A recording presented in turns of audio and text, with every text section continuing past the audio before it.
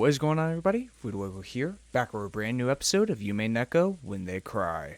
Last time on, we checked in on Erika as she begins to set up how to, make sure every room is closed and, listen in on the cousins, but unfortunately she isn't able to, as Battler set it up perfectly so that none of the tape works and that she's far away from the cousin's room as possible.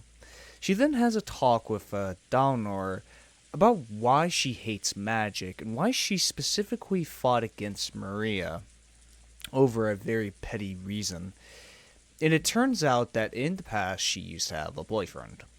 But Erika suspected he was cheating on her, and so she presented evidence for, him cheating against him, and he was unable to change her mind. He wasn't able to change her perception, her truth of him cheating on her, so he left her. Simple as that.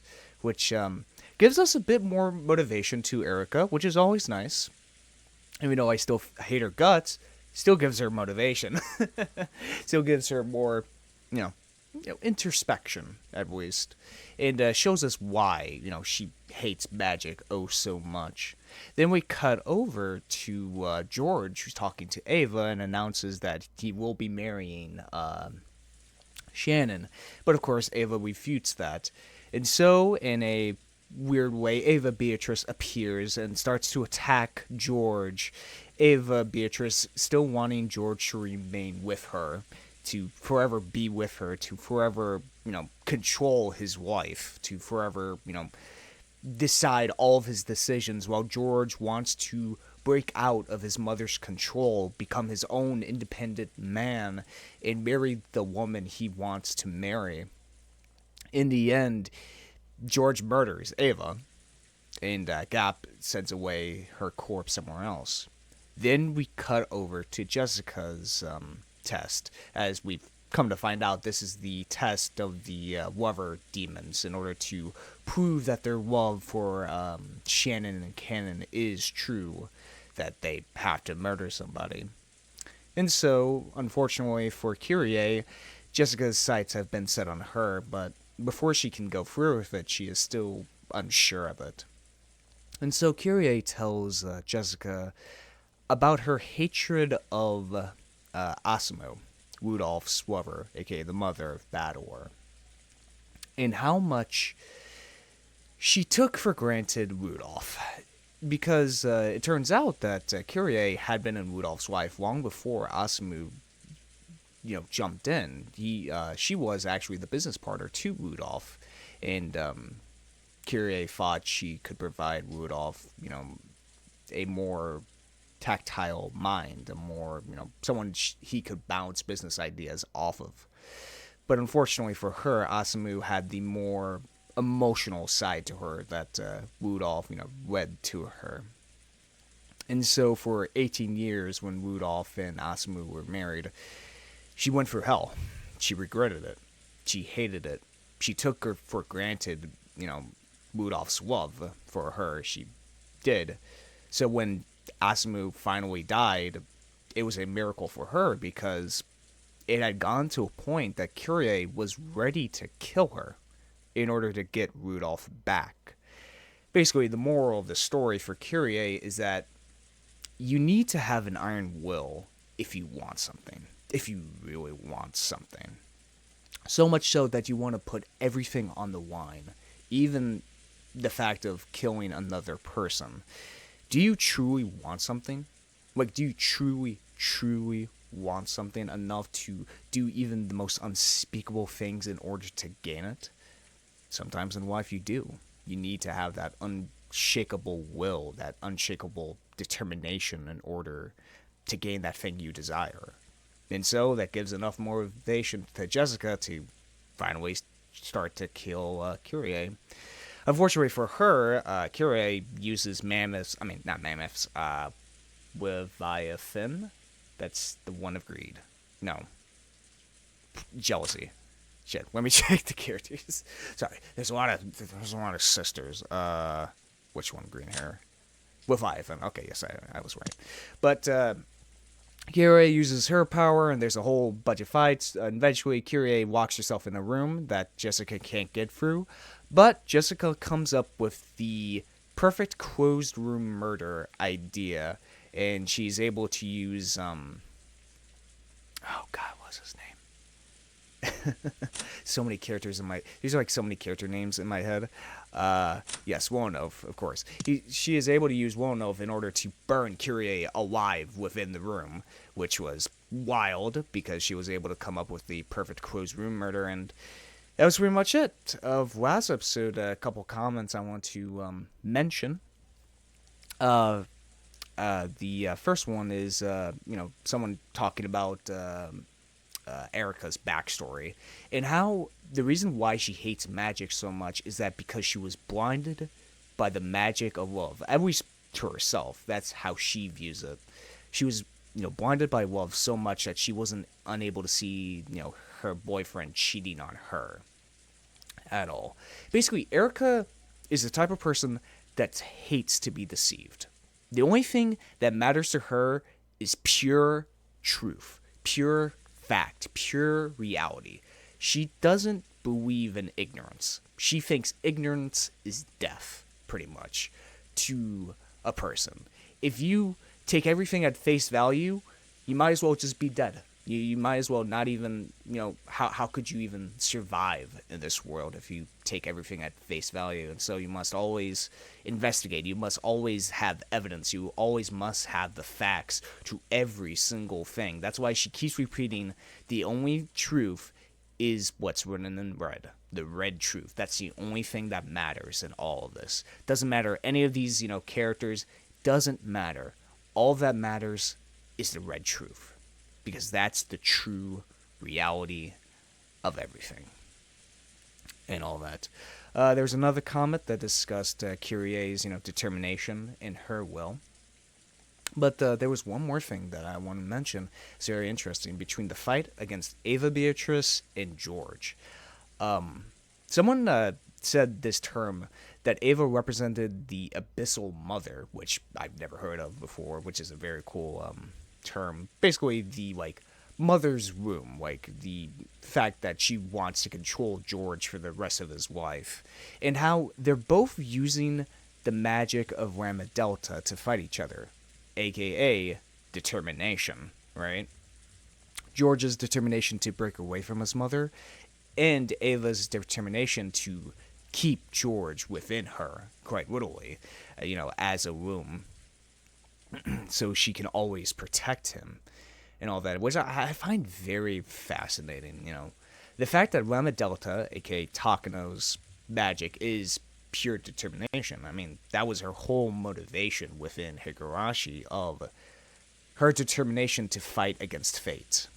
That's why she did everything she did, was in order to prove her grandfather's work, in order to make sure, people knew who she was, in order to leave a mark on the world, to defy, quote-unquote, God's fate for her, in which she was, supposed to die within that orphanage when she was young. That thing of determination in order to, I guess you could say, escape the real fate, as the term is used in Legacy of Kain.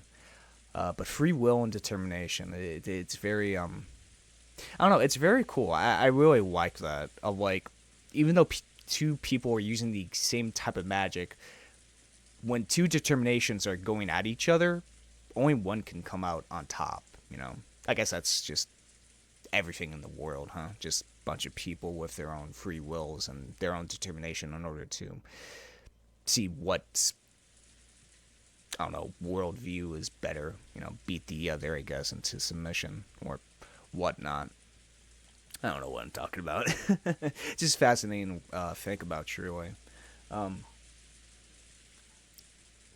yeah, I really liked Kyrie's speech last time. Even though it made her a little terrifying, it still gives her so much dimension. It makes her so much more complex, and it really just makes me believe these are actual people with complex motives, complex emotions, complex ideologies, you could say. I was thinking about this earlier, about how, the whole setup for Umineko is the most classical murder mystery setup.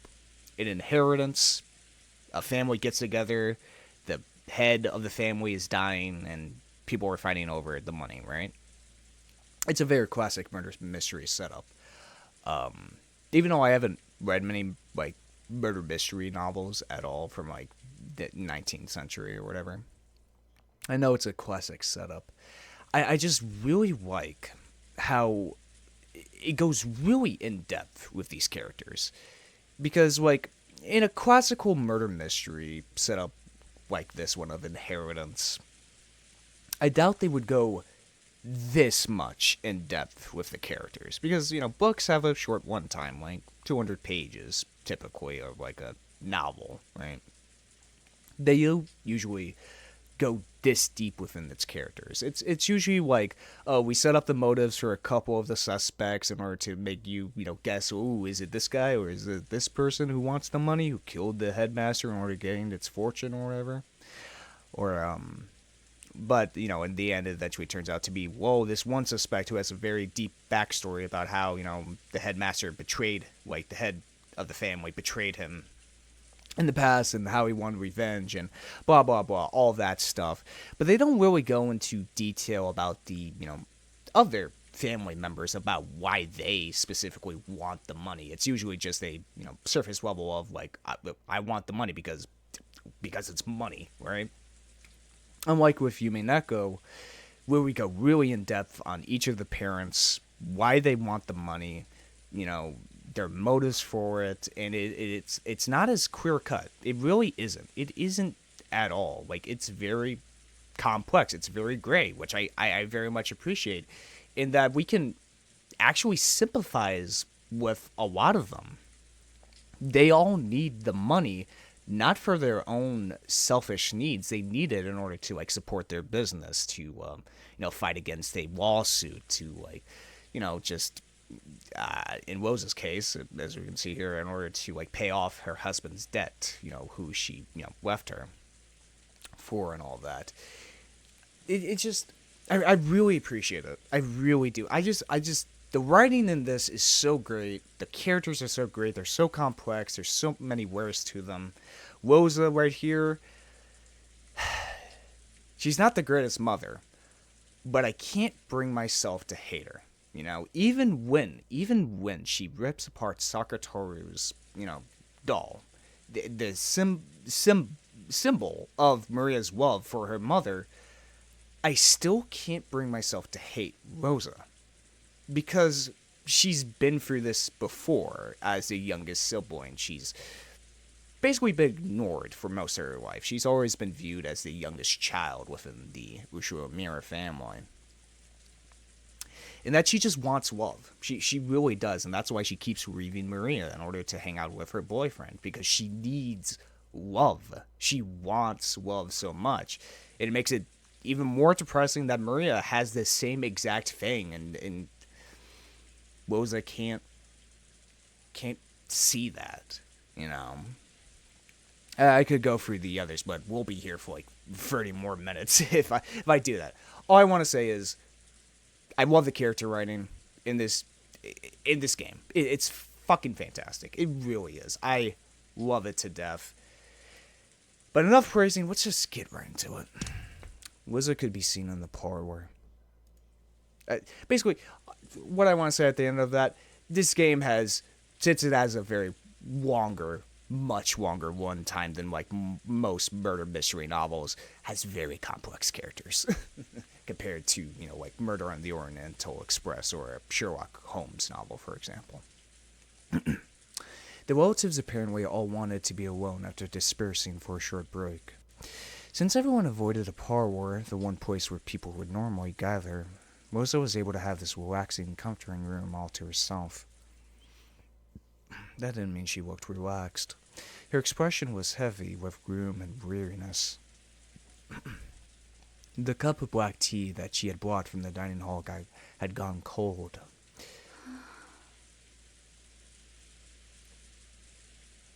A pleasant silence.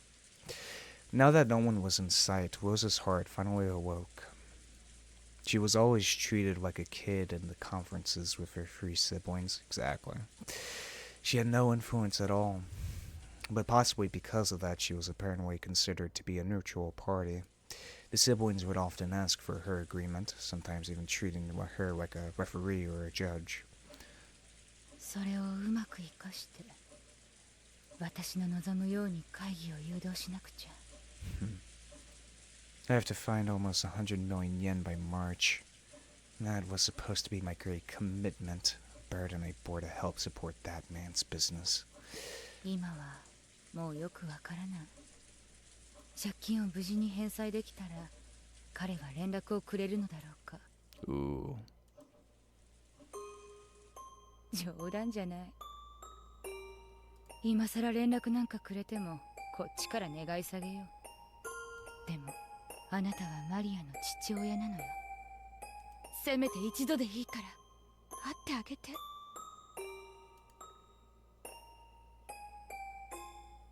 愛というのは貫くのも辛いのですね。Oh boy.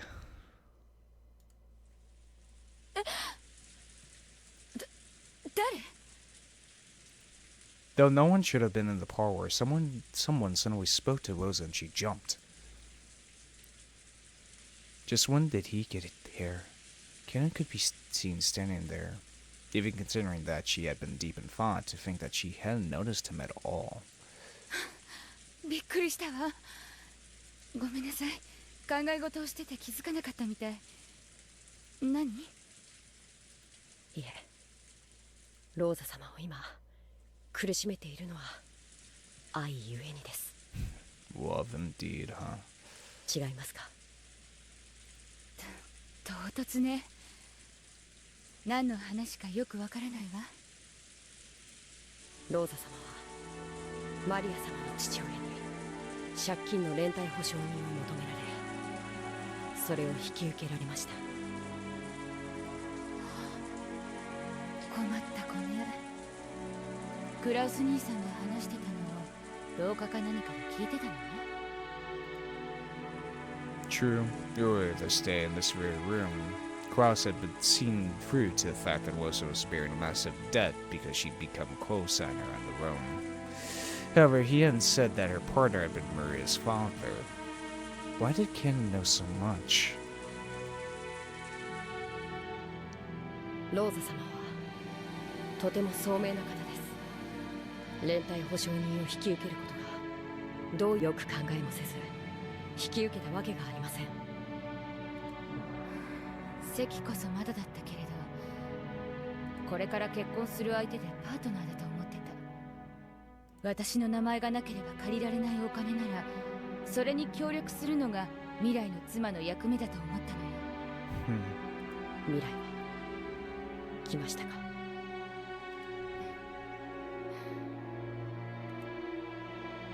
？No, it hadn't. So afterwards, Rosa was always alone, and Maria never had a father. However, time moved on. Nothing changed except that Maria, who should have been a symbol of their union, just kept growing like a living hourglass, measuring the length of the hell Rosa had crawled through. Because of that, Maria's growth hurt. 皮肉よね。私はあの男のことを何度も忘れようとしたの。でもね、忘れても借金は消えないの。It was only natural. That's why she had to forget her love and do all she could to pay that money back. でもね、こうも思うの。私が立派に返済しきったら、それは彼が私に与えてくれた愛の試練に打ち勝ったという意味になるの。結局は返さなくちゃいけない借金なのに、どうしてその結果得られる愛を先に自ら捨てるの？返済してから考えても遅くはないと思わない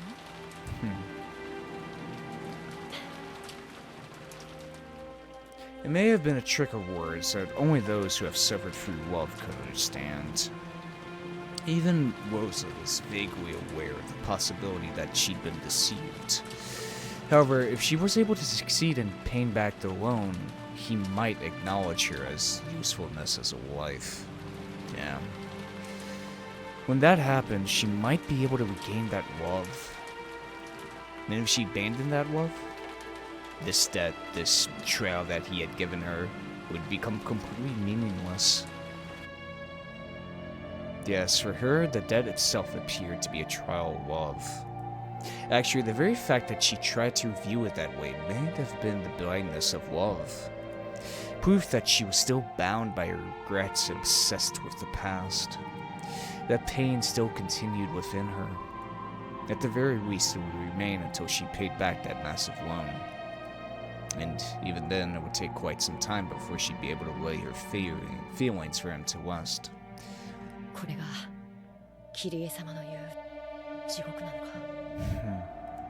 そうね。何の話かは分かりかねるけど、私の世界が地獄で満たされていることは間違いないわ。それはどうやったら終わらせられるのですか。さあね。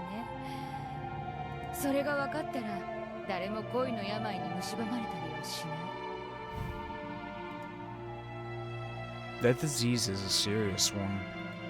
It sometimes eats into a person for their entire life, spreading to and hurting the people closest to them.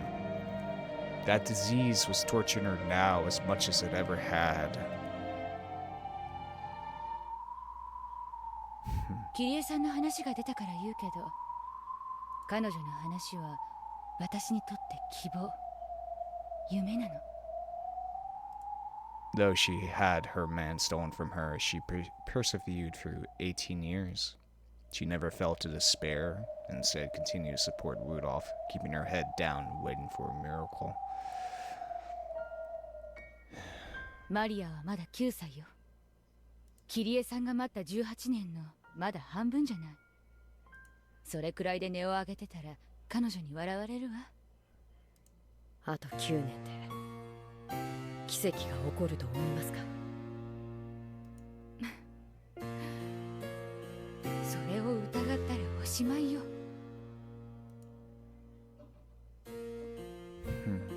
ある意味私は亡霊なの。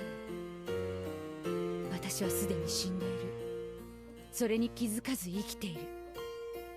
決して来ない人を永遠に待つ。Love, ain't it something, huh? そうよ。彼の夢を応援したいなんて甘えたことを言ったあの日に、私は多分もう死んでいた。やっぱりあの日は後悔すべき日だったのかしら。俺には夢がある。海外を巡りたい。このちっぽけな日本を飛び出して必ず大物になって帰ってくる。懐かしいわね。あの頃の私は互いの途方もない夢を認め合うのが恋人同士だみたいな考えだった。だから彼も私がデザイナーとして大成してパリで新作を発表して取材陣にもみくちゃにされるなんて夢を楽しそうに語って喜ばせてくれたわ。思えば本当におかしな地に足がついてない日々だった。互いに互いを浮かれさせてふわふわし合ってる感じだから、彼が日本を飛び出したいなんて言い出した時、私はそれを喝采して応援を約束したわ。Acknowledging each other's great dreams with nothing but words is a classic sort of pillow talk between lovers. However, when it comes to actually carrying them out, you need to be more serious and calculating. 私はあの日、彼を見送ったことを長いこと誇りにしてた。今も誇りにしてる。でも後悔もしているんですね。そうよ。あの日泣きわめいて反対してたら、私は地獄に落ちなかったかもしれない。それを笑顔で見送ったのが私の勝利。違うわ。それはある意味戦うべき時を自ら放棄した不先輩みたいなものだった。私はその負けを美化して男の海外への挑戦を笑顔で見送り Never came back. 海外しく娘と帰りを待つ良き女の幻想に酔ってるだけ。電話一本残さず彼が教えてくれた住所への郵便も転居先不明で戻ってくるのにね。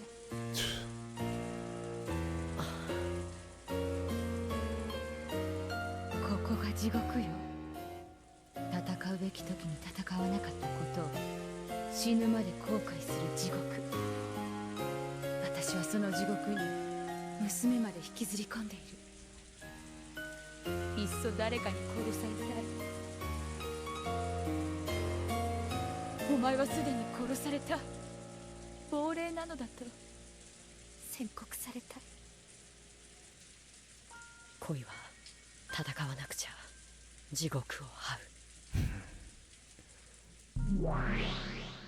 そう、恋は戦うもの。 It is very interesting that, they're all going for this test, right? In order to reinforce their love. At the beginning, I'm like, why must they fight? But as they're talking to their victims before they go, it's like, if you want love, you gotta fight, you know? It's like, it's so fascinating, love. I guess, no, it isn't love itself, it's the, like, regretting love, like, why didn't I just talk to that, guy or girl that day, that type of regret. That thing that rays on your mind, that thing you think back to in your brain that right before you go to sleep, that nagging thing that's in the back of your subconscious that you always think of here and there, that tiny bit of regret of why didn't I just do it that day, that thing, It's very interesting. 勝って得るか負けて死ぬか。でもどうか死を恐れないで。なぜならそれは安らかな眠りだから。真に恐ろしいのは勝てずそして死ねもしなかった眠れぬ亡者たちの落ちる地獄。その地獄に終わりはない。恋の戦いは戦いもせず死ねもしなかったものに恋は当たって砕けろってわけだ。そういう討ち死にはせいせいするよな。人を最も苛む毒薬は恋を腐らせて作るという。その苦しみはどのような悪趣味な地獄の拷問をも上回る。She used this knowledge to try and embolden her double and little sister, encourage her to take on any trial no matter how fierce. わかります。After all, when my desire to have battle or sin accept me one day wells up in my chest, I can feel the seed that resides there. その種を芽吹かせるも死なせるも自由。でもそのまま胸の中で腐らせればきっとその毒は私を永遠に苛む。それこそが我ら千年の魔女をしても最も恐れる世界で一番恐ろしい拷問だ。見届けよ恋を愛を軽んじる者たちよ。この老座の地獄こそが恋の種を芽吹かせる勇気を持てず腐らせたる者がたどる末路。その苦しみは自分の手では終わらせられない。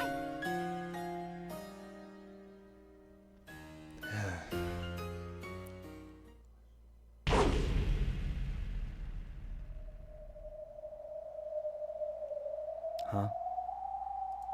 Just now, was that a red right? So the purple, huh? 失礼しました。何？ Whoa. Just now, I thought I saw something strange. I wonder if I'm tired. It's probably just my imagination. Rosa picked up her cup of cold tea. When she did, she saw a small red rose petal float to the surface. A rose. そのソファーはローザ様が幼少の頃好んで横になられたものと聞いております。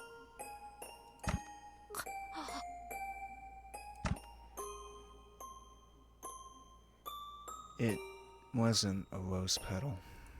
It was a drop of blood that had fallen from Rosa's eyes. Oh. In an instant, Canon had beautifully and precisely cut just a single thread of Rosa's life. There was no wound on Rosa's body. However, several drops of blood dripped down from her eyes. Her pain, her uncertainties, and her worries were all gone now. Slowly, she fell down onto her side on the sofa. This had been one of the happiest things she had done during the happiest day of her life. おやすみなさいませ、ローザ様。あなたの地獄は今終わりました。 Kenan took a blanket out of the cupboard, gently covered Rosa with it. To anyone, it would have looked just as though Rosa was sleeping peacefully. Those demons had not exaggerated when calling this trial a battle of love.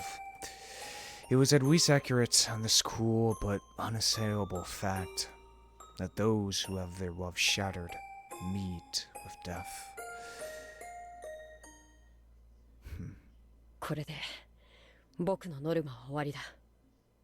見届けたか、悪魔ども。 Oh shit. Oh fuck. しまった。 Oh shit. Oh damn.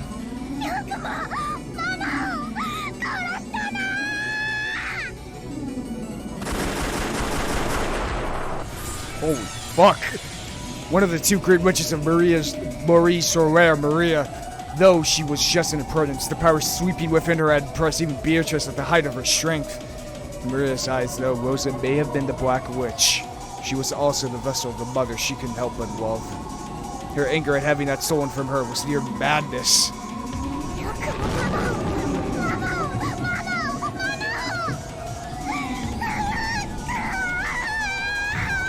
Holy fuck.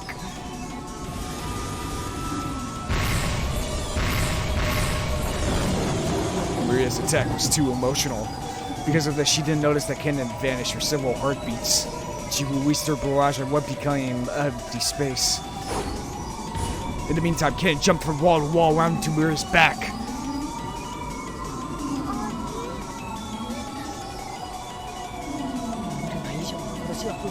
Oh fuck.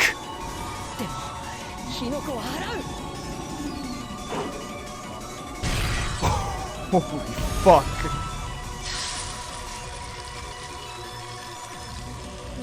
Oh fuck, man. Oh shit. Oh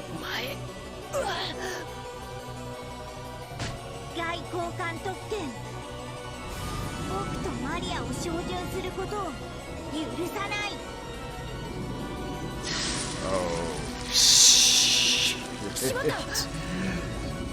The red curved blade extending from Kenan's hand was vanished in an instant. He tried hard to make it reappear, but when he attempted to use it on Maria and Sakatoru again, it vanished once more. Because of Sakatoru's power, he was unable to make either of them the target of his attacks. shit. いつの間にそんなところに。ウリュウ、マリアをいじめる人は誰であっても許さない。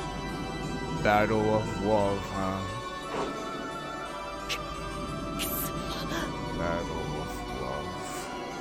Maria finally noticed where Kennen was and she slowly turned around. Kennen made the sword materialize yet again.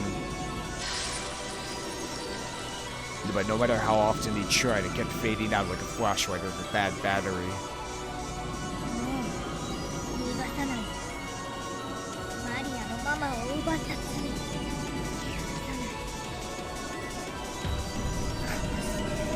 Oh, fuck. ママがみんなを殺したように無慈悲に殺す。 Oh my god.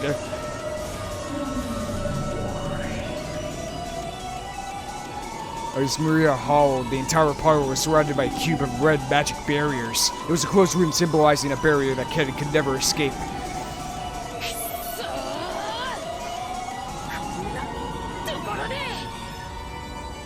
Kennen cursed his bad luck. Even though he had fulfilled his goal in the demon's trial, if he was killed here, he'd be dragged off the game board. マリア、ほどほどにね。ほどほどに。ママよりちょっとだけデカめにする。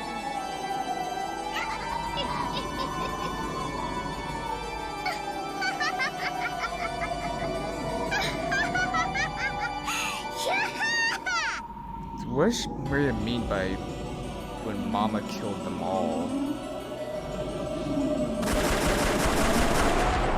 What's she referring to?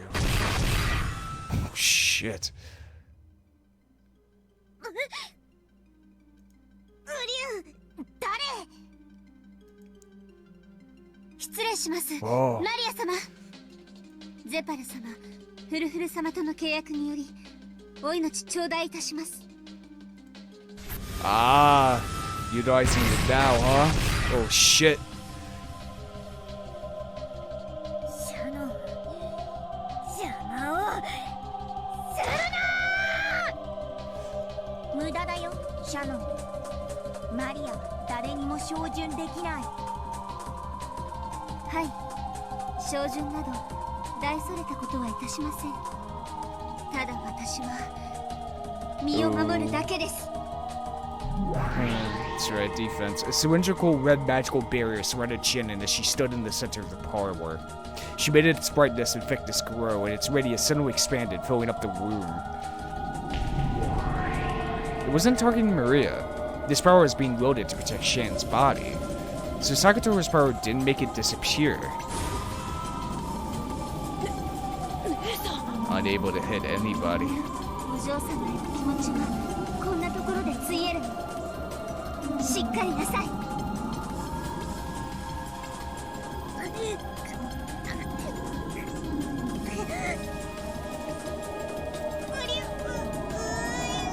Oh, it's like crushing them. By now, the shield of Shannon at the center had covered up the entire room.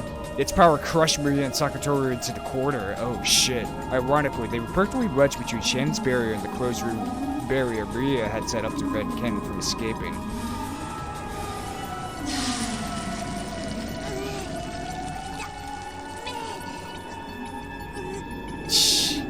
Jesus. Gonna crush them to death. Fuck.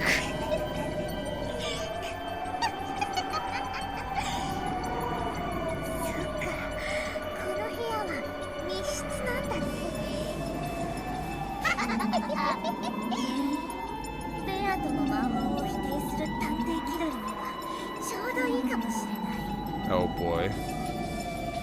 チェックメイトです、マリア様。よろしいですか？うん、いいよ。潰して。What the hell does she have? それではこれにて。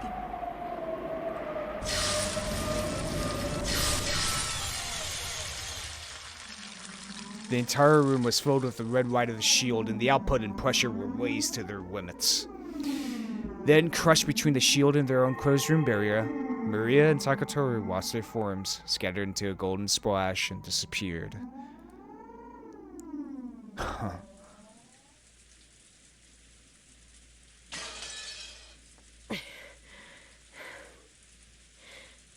ありがとう。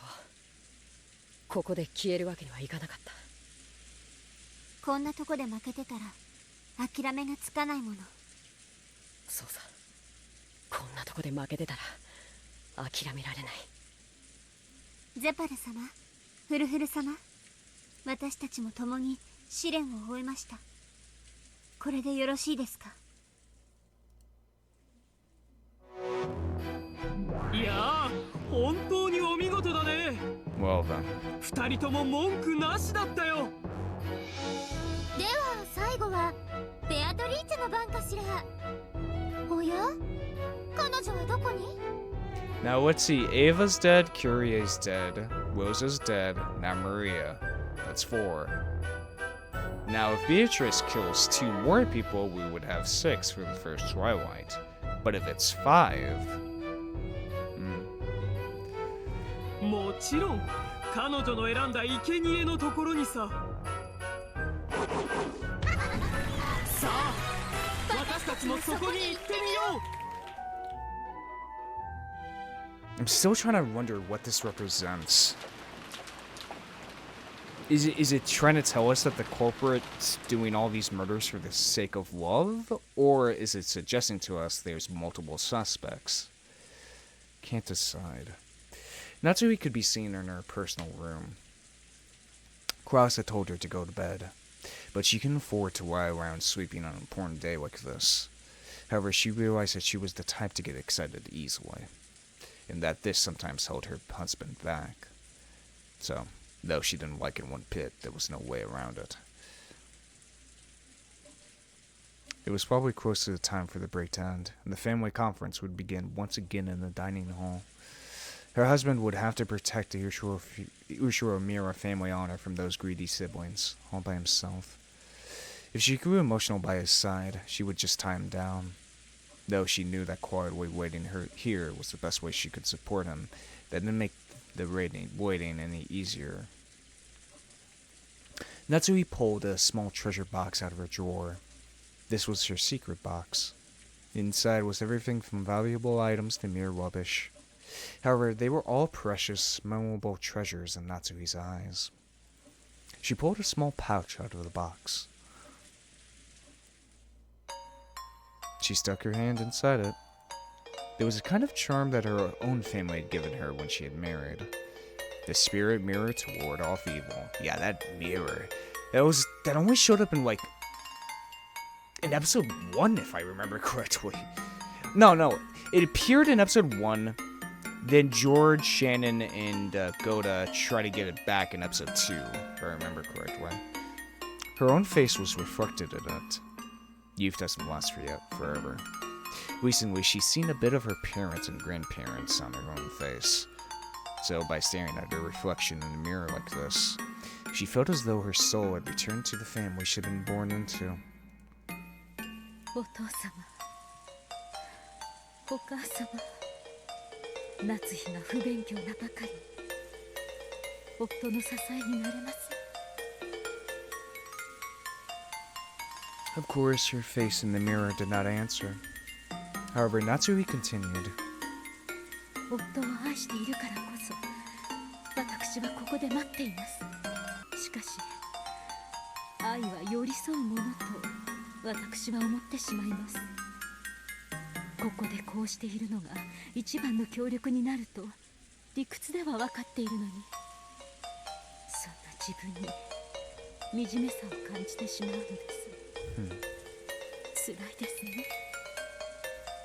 愛ゆえに待つの。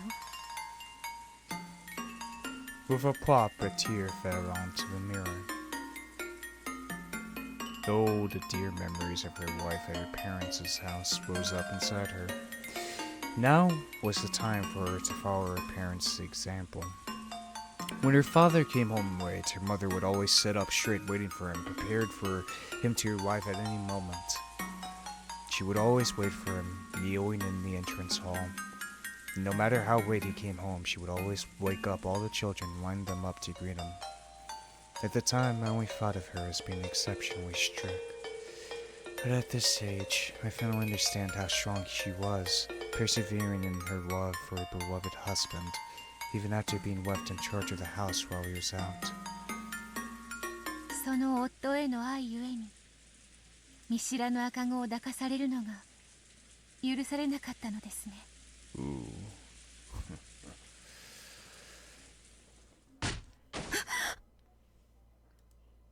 The sudden voice made Natsui jump up and look about the room. When she did, there was a Western lady wrapped up in an extravagant dress. 誰です？ Natsui was confused. There was no one like this in this mansion. However, though this was her first time seeing this person, it felt as though she had seen her somewhere else. Her mind had gone blank with anger at the ruffian who had snuck into her private room and confusion over the appearance of someone she didn't know. So it took quite some time before she realized that this was the witch of the portrait. Though you murdered a baby you didn't know on that day 19 years ago, I will not hold that sin against you. あなたが何の話ですか？ Did I skip that? Oh. Thought there was more. Bito had chosen Natsui as her sacrifice. She was Bador's enemy. Bito didn't know much about the details of Bador's birth. However, she knew about the fragment from the previous game. It knew there was a chance that Bador was the baby that Natsui had pushed off a cliff 19 years ago. Come on, chick Beatrice. Obviously, it isn't Bador, even though I did say that, like, once we heard the guy from 19 years ago. It isn't Bador.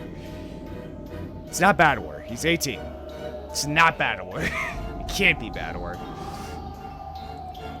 Bador had used this blue wedge to protect Natsui from certain false charges.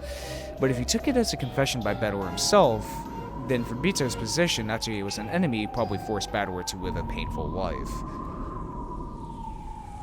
夫への愛ゆえに夫の血を引かぬ赤子を殺した罪を私は愛ゆえに問いません。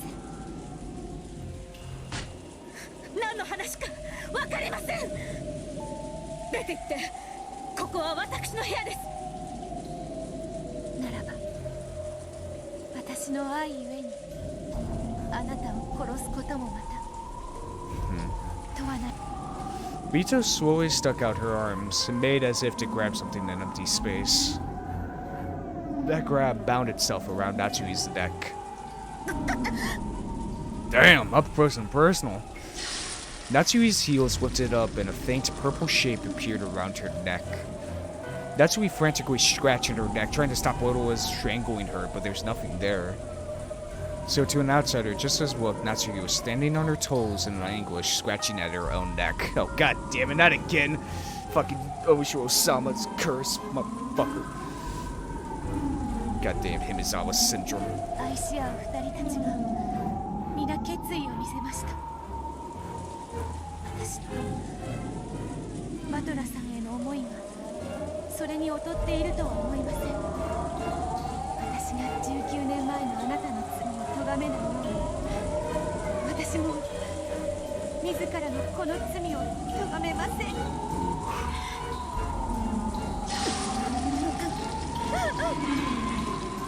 Shit. As Natsui twisted in agony, something she had been grasping fell from her grip. Since it had fallen by her feet, Bito dropped her gaze to see what it was. It was Natsui's spirit mirror.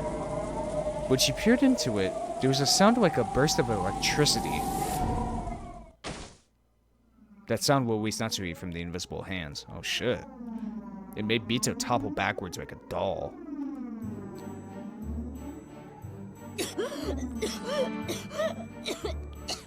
Damn, that spirit mirror actually works. Coughing, Natsui tried to comprehend what was going on around her. Bito rolled over and dizzy as though she had just bumped her head. She slowly tried to stand up. Her eyes were bewildered as though even she didn't really understand what had happened. れは何なんですか？ What, did she see her, like, true face? これは意外だ。雲の巣を触っても平気だったそなたが霊境はダメだというのか。 That is a good point. She was able to touch the spider webs without it burning her, yet she's affected by the spirit mirror? 私にも何が何だか分かりません。一体何が。 She had thought that only Bito the Elder possessed non-human weak points, such as getting burned by spider webs and wards and having her powers sealed by spirit mirrors.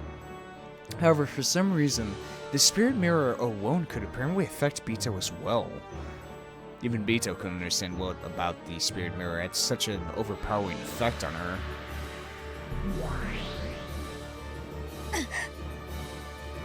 But Natsui was different.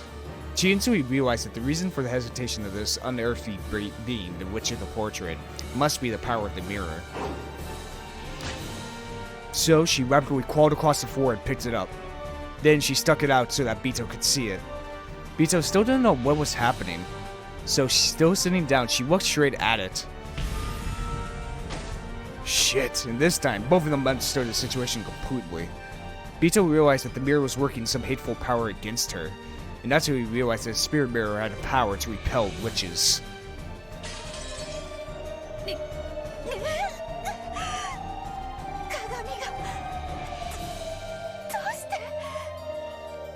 それはお前が横島な魔女だからです。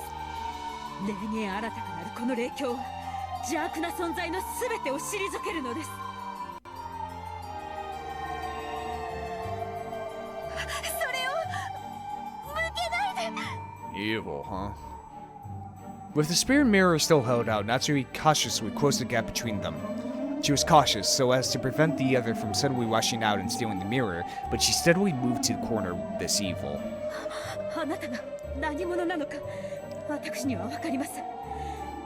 分かるのはあなたは私を殺そうとしたこと、そしてこの霊境にひるむ邪悪な存在であるということです。退きなさい、邪悪め。 Bito didn't understand what was happening to herself. She didn't know why she had to fear the spirit mirror. However, when she tried to look at the bright light left off by the spirit mirror, it pierced her eyes. Though she didn't understand why she must be afraid, she did understand that she must be afraid. By now, Bito realized that this spirit mirror is both terrifying and harmful. As it came closer to her, she felt an increasingly strong and painful burning sensation over her whole body, as if someone was approaching her with a hot iron. She couldn't even open her eyes because of the mirror's bright, painful glint.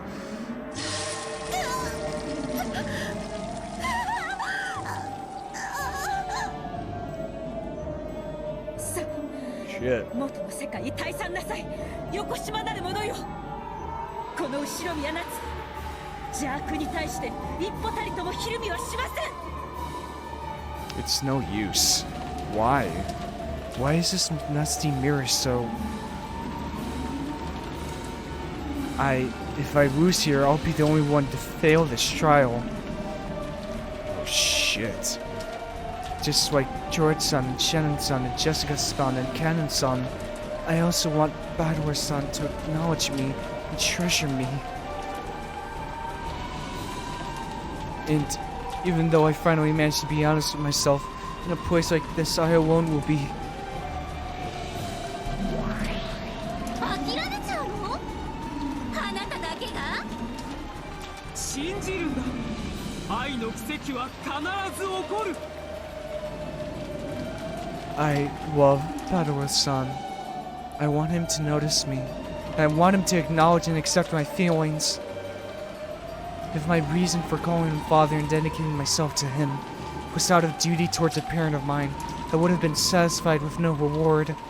That was a deception I used to fool myself. I love Badwer-san. I want him to acknowledge it. I accept it. I won't turn away any longer. I was born because I love Badwer-san. I want him to love me back. だからこんなところで負けられないんです。shit. 退散なさい、横島なる者よ。ここにあなたの居場所は存在しません。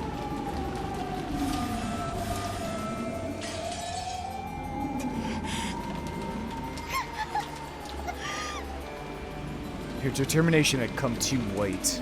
If she had hit from the start, she would probably have managed to finish Natsuya off right then without any fear. Because she had wavered, it had taken time to kill Natsui, and things had ended up like this. By now, I am resolved. I want to love Badawa-san. I want him to love me. だからここで負けられない。バトラさんのために私は生まれてきたのだから。 Shit. そう、それが聞きたかった。 Oh? Whoa, shit! Oh, damn. Oh, here comes the fucking badass music. Just after a sound like a beetle banging off all the walls filled the room. The spirit mirror was knocked out of Natsui's outstretched hand. It fell to the floor, and the stake flying around the room pierced through it with a crash. Shit. Who is it? ご覧ここに久しぶりの獲物が古ぼけた鏡一枚だ。私を愚弄するにも程があるわ。 Once you have that determination to survive, you are able to use magical companions. As we've heard before, magic is certainty plus determination equals magic.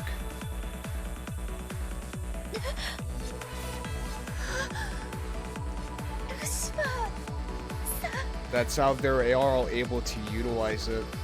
How, you know, Jessica was able to use Wallnove, how Kyrie was able to use Leviathan, how Maria was able to use Sakutoru. You gotta have determination to survive, to fight.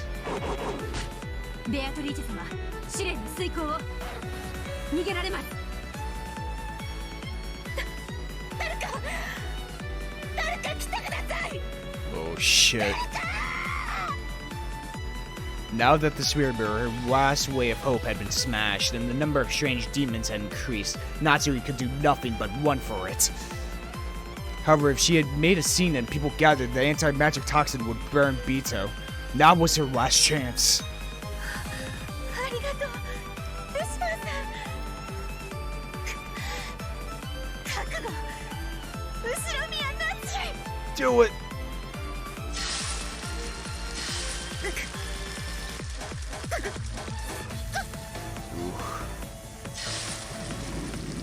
Once again, Bito choked the thin air. This time, she wouldn't let her escape. She had to end Natsui's pain right away before it got too drawn out. But her power wasn't enough.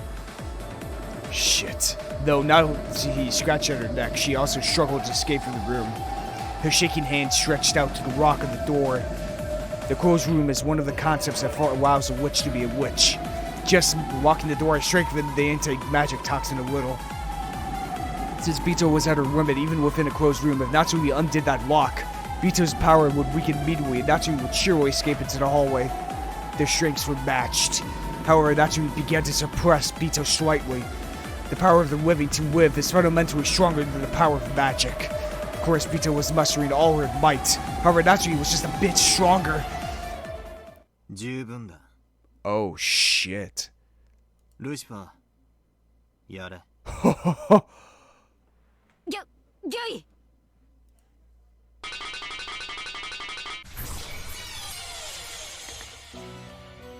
Lucifer transformed into a stake, and like the time she had smashed Natsui's spirit mirror, flew violently around the room. Then she struck Natsui's forehead. Natsui crumpled slowly. When Bito saw this, she also fell to her knees, breathing hard. ねえゼパル、これってありなの？ベアトリーチェは自分の力だけで試練を成し遂げていないわ。そうだねフルフル。確かに試練は誰の助けも借りずに成し遂げなくてはならない。でもね、ひょっとしたらそれには例外があるんじゃないかしら。 Who? 愛する二人は互いで一人だもの。これは手助けじゃない。 Fair enough. バトラさん、たかだか第一の晩からハラハラさせるな。お前は申し訳ございません。お言いつけを守らなくて。お言いつけ？その部屋でおとなしくしていなくて。 Bito hung her head apologetically. When she saw this, Battleware scratched his head uncomfortably. それを言ったら俺も言葉を選ばなかっいいえ、お父様。いえ、バトラさんは何？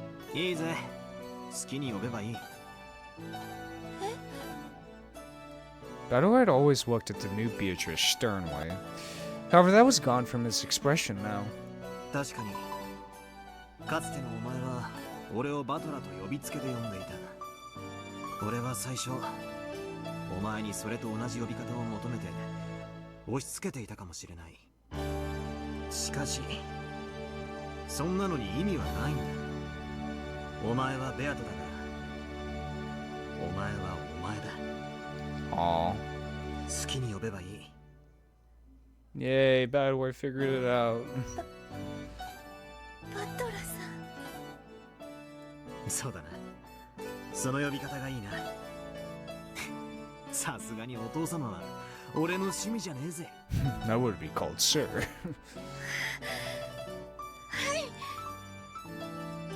Earlier, she had hesitated just to say Battleware's name at all. If Battleware told her to say his name without honorifics, she couldn't have done it so right now.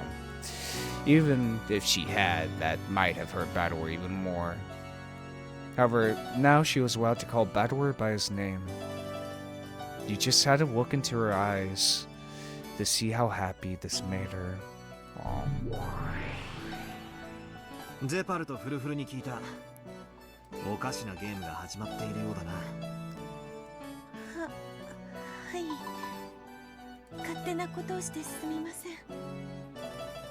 いや、いい。そういう無軌道で何を始めるかわからないところも実にお前らしい。それにそのまあゲームの趣旨も気に入ってる。二人一組で挑むのが正しいことになってるらしいな。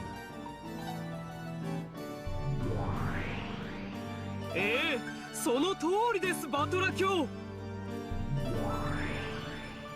もしも見事我らの試練を勝ち残れたなら、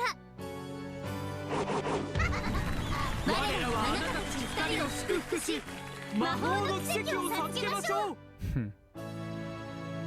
こいつらがレアとの黄金蝶のブローチに力を与えてたらしい。だからその効果は保証済みってわけさ。俺とお前の腐れ縁ももう随分になる。たまにはこういう遊びがあってもいいだろうぜ。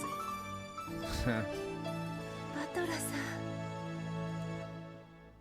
おや、聞いたかいフルフル。バトラ卿も試練に参加するようだ。驚くには値しない。だってこれは最初から分かっていたことだもの。ようこそ我らの試練へ、バトラ卿。ではあなたは誰を生贄に？ Now we got 6. 俺の仕事はすでに終わってる。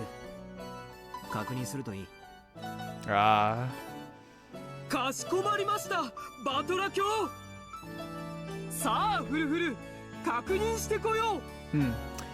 6 victims, 3 pairs of revolvers. そうしましょう。でもゼバル、これで愛し合う6人はみんな試練を成し遂げてしまったわ。次はどうすればいいかしら。6人の覚悟は本物だ。さらに次の試練で試すとしよう。 Oh boy. Gee, I wonder. Oh, the second trial's to tear apart the pair of lovers. Oh shit. Okay. The two noisy demons disappeared. They had apparently left to go check on the sacrifice Battlelord killed. And also so that Battlelord and B2 could finally look at each other in the eye and talk, could have some more time alone. Meanwhile, ここまでの物語はいかがですか？ I don't know, Toya, is the theme love? When Sonoi asked this question, Angie immediately came to her senses. Then she realized that she'd been immersed in Hachijo's tale. She felt a bit defeated and tried to look displeased. 愛の試練云々で巧みにごまかしてるけど、ちゃっかりと6人が死んで第一の番を構成してるわ。 Yeah. うまいものね。ありゃ、ほんとだ。こいつは気づかなかった。 Because you're an idiot, Juza. Amakusa clapped his hands as though he'd been outsmarted. Look, Amakusa, you got trapped by... Well, you did get a bucket on your fucking head from Sadako, but, you know. Even though he figured it out before me, he played the fool. 愛し合う恋人たちの数がたまたま6人だっただけのこと。 Just happened, huh? それが第一の番とうまく合致したのは偶然半分、様式美半分。 I don't fucking believe in coincidences, damn it. Especially in this game. その方が運命的で面白い。人間は無意味な2つの事象を無理やり関連づけようとする悪癖がある。それを運命的と読み解かせるのが読み物の騙しでしょ。お嬢はディスティニーとかミラクルとかそういうのに冷たいタイプらしいですね。 UFO と同じよ。誰もが知ってるけど誰も見たことないものだわ。そいつはクールな例えだ。といつもの私なら愛だの幻想だのはミステリーには不要な無駄なシーンねとばっさり行きたいところだけどそれはお好みさんに否定されたわ。そういう愛のない見方だけでは真実に迫れないってね。 He has a bit of a point there. ああ、おこのぎの旦那の殺し文句ですかい？愛がなければ見えない。 That is not his catchphrase, damn it. He's not the first person to say that. First person who said that was Shannon in episode 2, damn it. それそれ。人の家族を物語の中で勝手に殺すことに対する怒りは置いておいて、あえてこの物語を書いた八条先生に敬意を表して言うなら、その描写には意味があることになる。Yeah. 何しろこれだけの文章量を割いて散々愛だの試練だの語ってる。 Yeah, you know how many fucking episodes I've had to do because of this shit. つまりこれがこの物語のテーマでありキーワードだってことになるわ。おや、赤インク以外で書いた文字はすべて読むに値しないとまで言い切る御人も多いというのに。 Yeah, there are some that may disagree with that. 光栄なるかな、人の子よ。黒い文字も読んでくれて。 Blackwater, so. 物語は書き手が何かを伝えるために書くものよ。 Yeah. そしてそれはどういうわけか直接書いたら仏水という奥ゆかしい面倒な作法がある。愛がなければ真実に至れない云々という描写はこれまでの作品にも品質するわ。 Yes, most definitely. それがこの新作ではさらに顕著。書き手が一番伝えたくて考えてほしいのはそれってことになるわ。 I mean, hey, that's called reoccurring theme, baby. If it keeps popping up, like, take for example, One Piece. Dreams, baby. Freedom and dreams, reoccurring things, you know. Legacy of Kain, it's all about fate and fighting against, you know, fatalism and all that. Dune, it's about a cautionary tale about trusting within charismatic leaders. And how they eventually turn out. I need to read more Dune. I gotta start up Children of Dune. But yes, every story has a message to them. And that's why I love stories, huh? It's all about their messages and how they convey them. And they like. What do you think? I play so many different uniquely win games.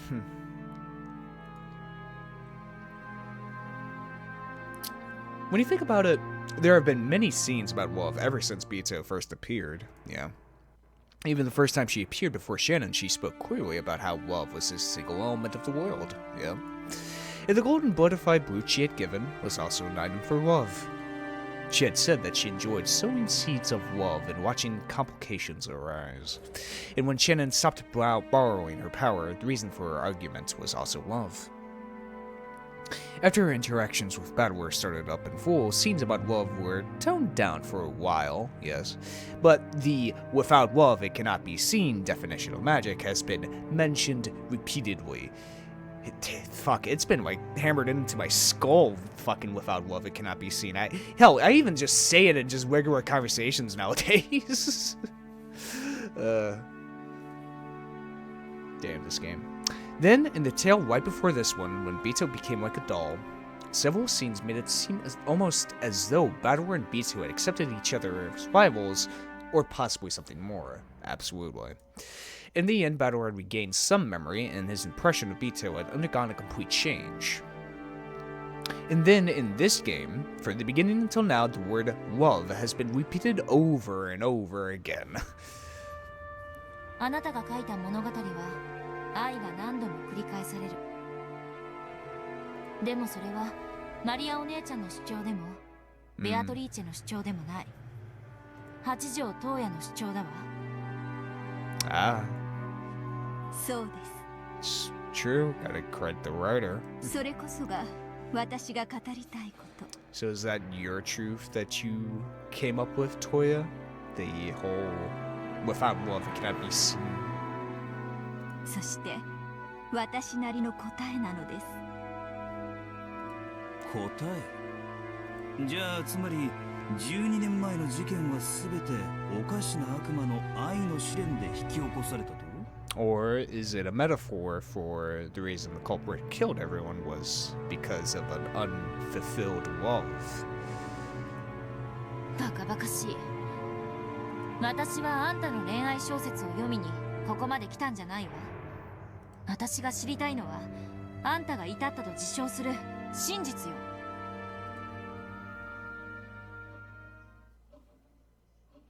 愚かなるかな人の子よ。これだけ文章を割いてまだ伝わらないというのですか。 Now, what exactly does that mean? Well, explain to us, Toya. What is your theory? What's your truth?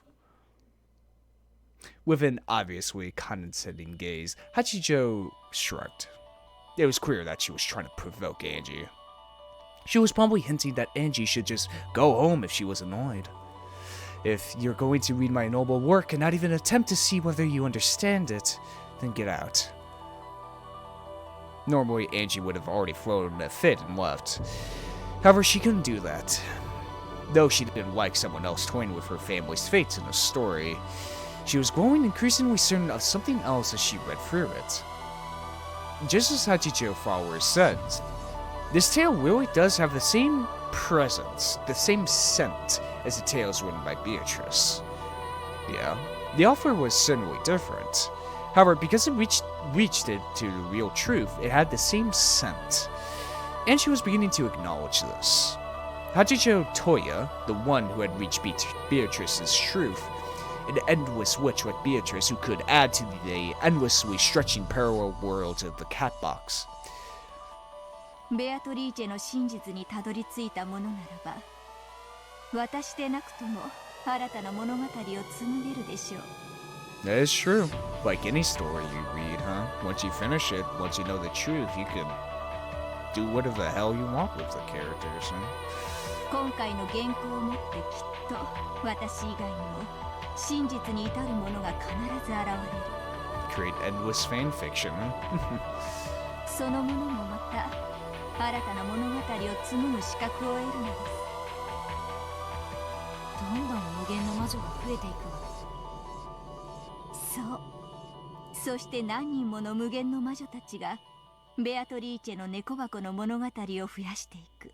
Indeed. 増えれば増えるほどまた新たに真実に至るものが現れる。そうすることで一番最初の無限の魔女ベアトリーチェがあれだけの枚数の手紙に物語を記してボトルに詰めて海に投じた労力が初めて報われるのです。 Rewarded, huh? あなたは私に怒りの言葉をぶつけ席を立つこともできた。しかしそれをしませんでした。なぜ？悔しいけれど、あんたの物語の中に何かの真相、もしくはヒントがあることを認めつつあるからよ。 Oh, absolutely. I already have my own ideas. However, that's no more than looking with a single eye. And unless I accept a different viewpoint from my own look at things from more than one angle, I'll never be able to see the truth in 3 dimensions. That's my interpretation of without love, it cannot be seen. それでよい、人の子よ。後ろ宮家の最後の生き残りであるあなたが真実に至り、無限の魔女になることを運命も待ち望んでいるでしょう。私という存在など、あなたという真の継承者を覚醒させるためのただの道しるべに過ぎないのだから。エンジェ・ベアトリーチェ。 Sometimes I don't understand what she's saying. However, she knows something. Maybe she actually has reached the truth as she claims. In other words, I didn't learn the truth even after reading the 2 message bottles Beatrice left behind. And I'm now reading tale after tale filled with hints. Yeah. これはヒントという名の挑戦であり、挑発なわけだわ。 Damn straight. いかにも。上等じゃない。あんたがたどり着いたという真実を私も掴み取ってやるわ。やはり私はここに訪れるべきだったんだわ。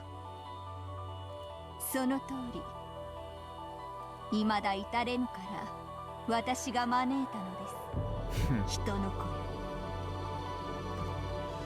But the truth I see, the truth you see overlap. Just as you see things with a single eye, so do I. Now that I've found you, I can finally see the truth with both eyes. Ooh. And what is that truth, huh?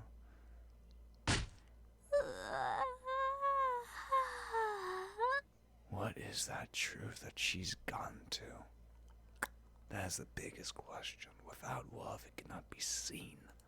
ようやく第一の番が起こりましたね。つくづく眠い展開でした。固めに目やにがついてるぜ。どこに？いい加減なこと言わないでください。お望み通り始めるぞ。まずは第一の番だ。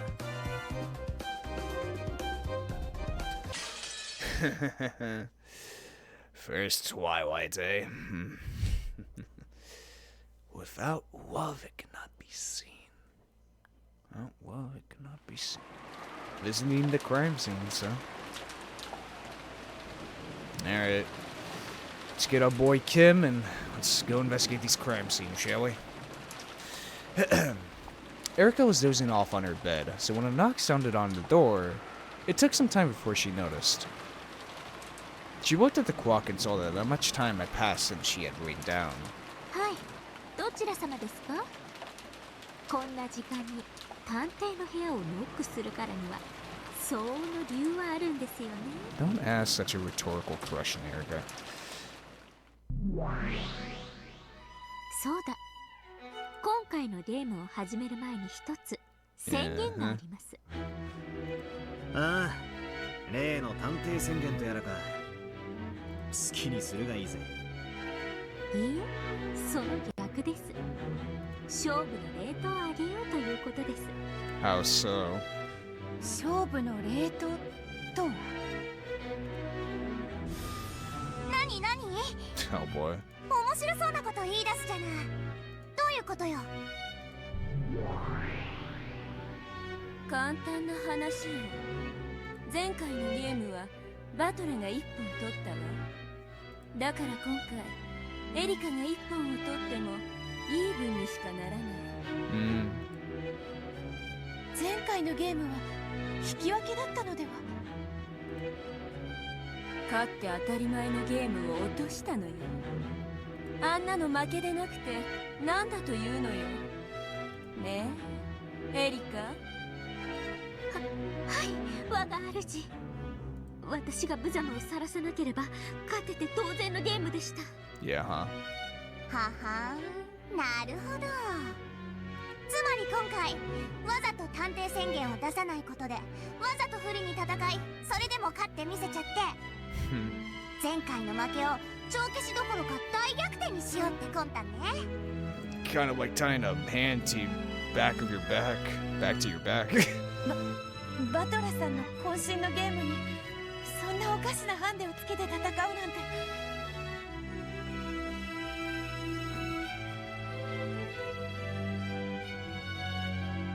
They don't give a shit about how much battle we're put into it. All they care is about reaching the truth, getting to the end, you know? 身の程知らず以前に失礼です。そうだな。むしろ負けた時の言い訳にするための保険にすら聞こえるぜ。確かにそういう見方もあるわね。勝てば大勝利。でも負ければ言い訳可能なんてちょっとエリカ側に虫のいい話だわ。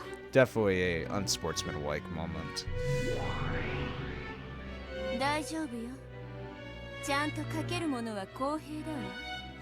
今回のゲームに探偵宣言なしの人間で勝てればバトラたちの魔女幻想は粉々に再起不能。でも逆にエリカが負けるようならこのゴミくず探偵は忘却の深淵に最悪のかけらと一緒にぶち込んでやるの。 Damn.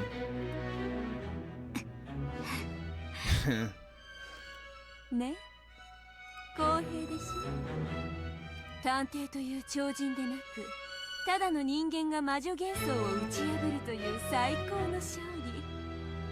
それと引き換えに自身の破滅をかけてるわけ。私はかつてのベアトとあんたのゲームみたいにダラダラとぬるいゲームを繰り返されちゃもう退屈なわけ。だから勝負のレートを上げて一気に勝負をさせるわけ。まあ確かにそうね。 Don't worry about the last two episodes we still have left. We need this last one. 今回のゲームをバトラが通しちゃったらベアトのゲームにバトラが勝利したことになりゲームは終了してしまう。ある意味逃すことのできない決戦だものね。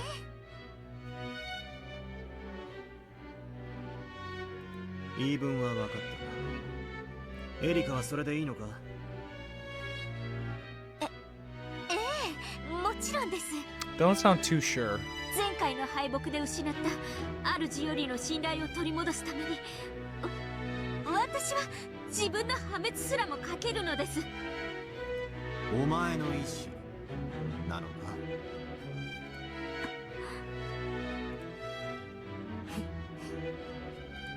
どうしたのエリカ、答えてあげなさい。当然です。私の意志です。 Yeah, definitely. 私は絶対に負けません。探偵宣言なんかなくてもあんたを必ず打ち破ってみせます。バトラさ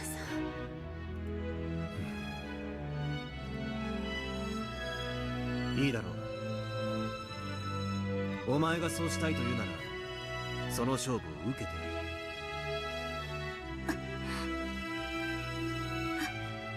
ありがとうございます。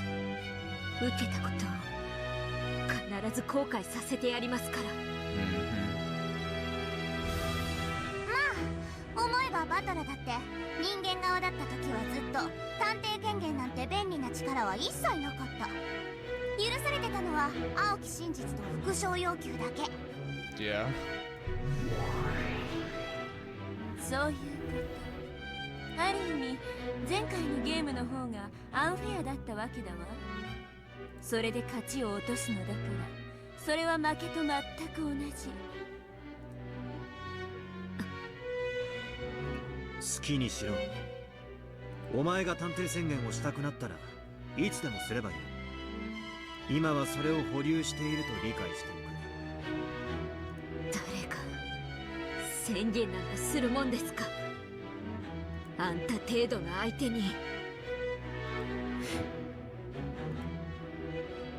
では始めなさい二人とも。私の退屈はもう始まっているよ。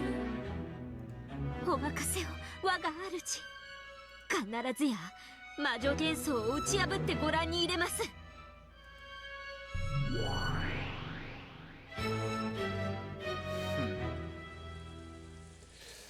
Well then. George and Jessica had been the ones knocking on Erika's door. They were asking whether Battler and Maria had come to this room. Of course, they hadn't. ずいぶん前に下に飲み物を取りに行くと言って降りたきり戻らないんだ。Did Battler kill himself? ひょっとしてエリカちゃんの部屋に来てるかなと思ってね。来るわけないです。屋敷にでも行ったんじゃないですか。屋敷の使用人室や食堂に電話してるんだけど誰も出なくて。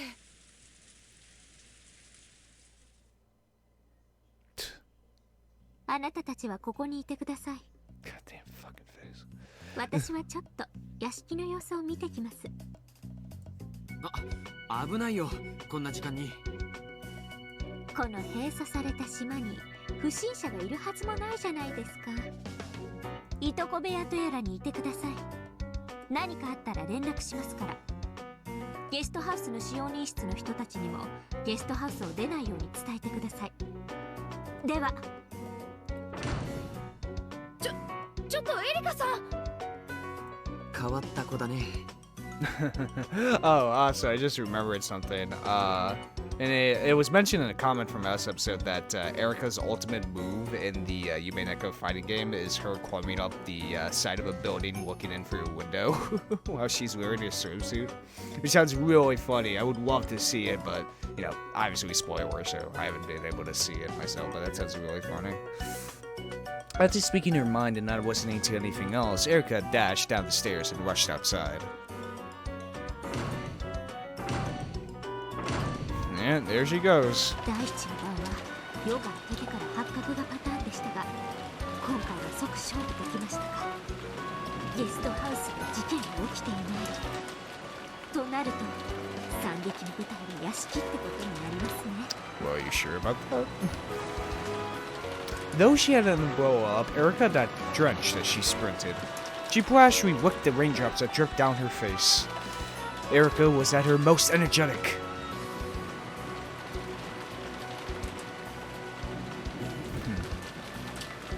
According to her memory from the previous game, the entrance hall to the mansion would be locked after the start of the fabled conference. However, the lock was undone this time. Had someone unlocked it, or had the lock not been set, or had it not been possible to set the lock? まあ、考えても無駄ですね。そんなゲームマスターの気まぐれかもしれませんから。 As soon as she entered the entrance hall, the door to the parlor opened violently. Out of it flew Golda's large body. おや、こんばんは、ゴーダさん。何かございましたか？ Alright, who's well, I guess Rosa's body's in the parlor. 警察救急車を。 The expression really is wonderfully pathetic. Just perfect for the first one to discover the crime. どうか落ち着いてください。急車が来てくれるって言うんです。どうせ電話は普通にされてるんですから、落ち着いてください。 Everything's gonna be alright.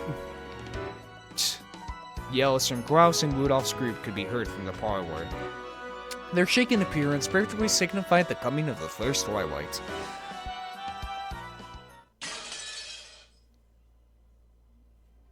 それでは死者と現場状況の再構築をお願いします。 Here we go. 小休止に出た人間が戻らないので、大人たちが客前へ行ったところ、扉が内から閉ざされて開かなかった。 Of course, closed room. 後にわかるが、客間内の帽子掛けが観音開きの扉に内側から缶抜きにされていた。 So not locked. Okay. 扉は内から閉ざされ、そして窓も内側から施錠と言いたいわけですね。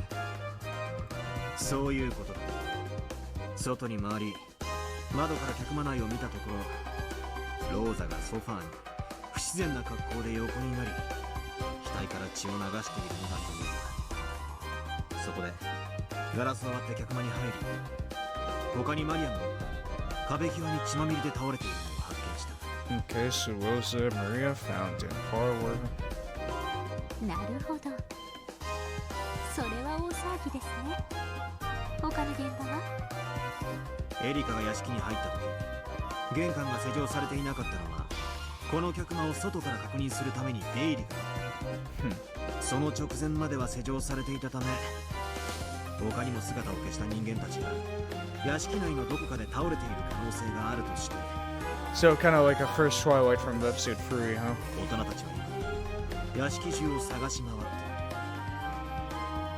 先ほど長々と見せていただいたゲロカス妄想での犠牲者と死んだ場所は実際にも同じですか？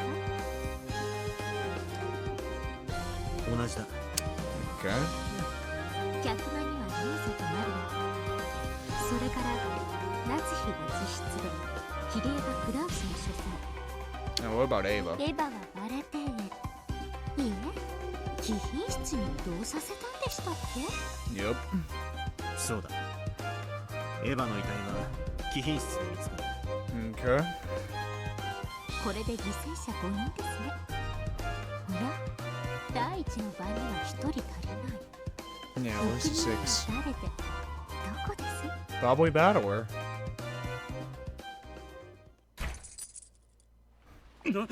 That's a good question. 旦那様、この部屋にもチェーンが。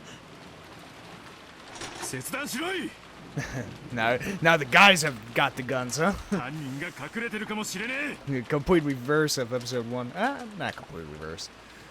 え。ゴード、やる。 Rudolph and Cross had brought Winchesters from Kinzo's prize collection. They yelled at Goda, who was carrying the wire cutters, to cut the chain. The victims had been found one after another at several locations inside the mansion. The men who had lost their lives searched through the mansion in a rage, looking for the culprit. This was a guest room. Oh! This is the guest room we've been seeing over and over again from that first-person view of that person that keeps trying to escape it. Was it really Battler? It had previously been a room where the relatives would stay, but it hadn't been used much since the construction of the guest house. This forgotten room had been sealed from the inside by the chain.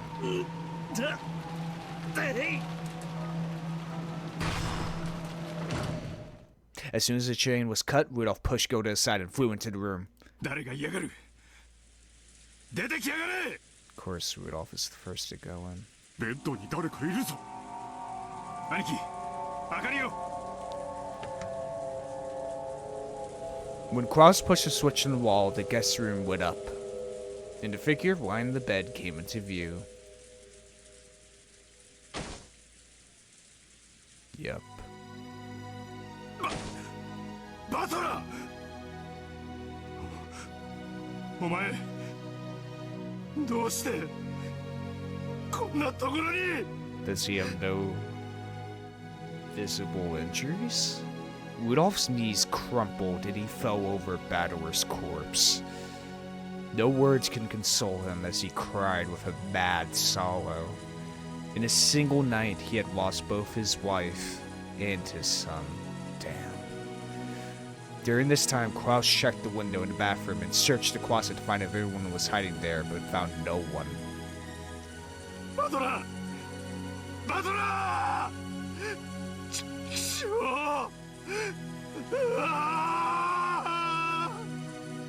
Jeez. お気の毒です。信じられんことだが、この部屋も密室だ。またそうだ。キリエさんのいた私の書斎、ナツヒの自室、エヴァの貴賓室、ローザ親子の客間、そしてこのバトラ君の客室。全てが密室ということではないか。わけがわからん。まさか自殺だとでも言うのか。そんなことあるもんか。これがどう自殺だってんだ。ああ、バトラー。 Jeez.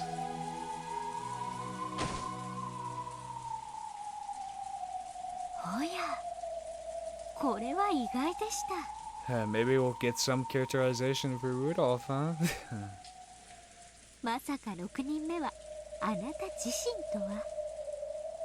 たまには自分殺しも面白いもんさ。Hey, true enough. I mean, I've done the same thing. Anyway, そして全ての現場はいずれも密室です。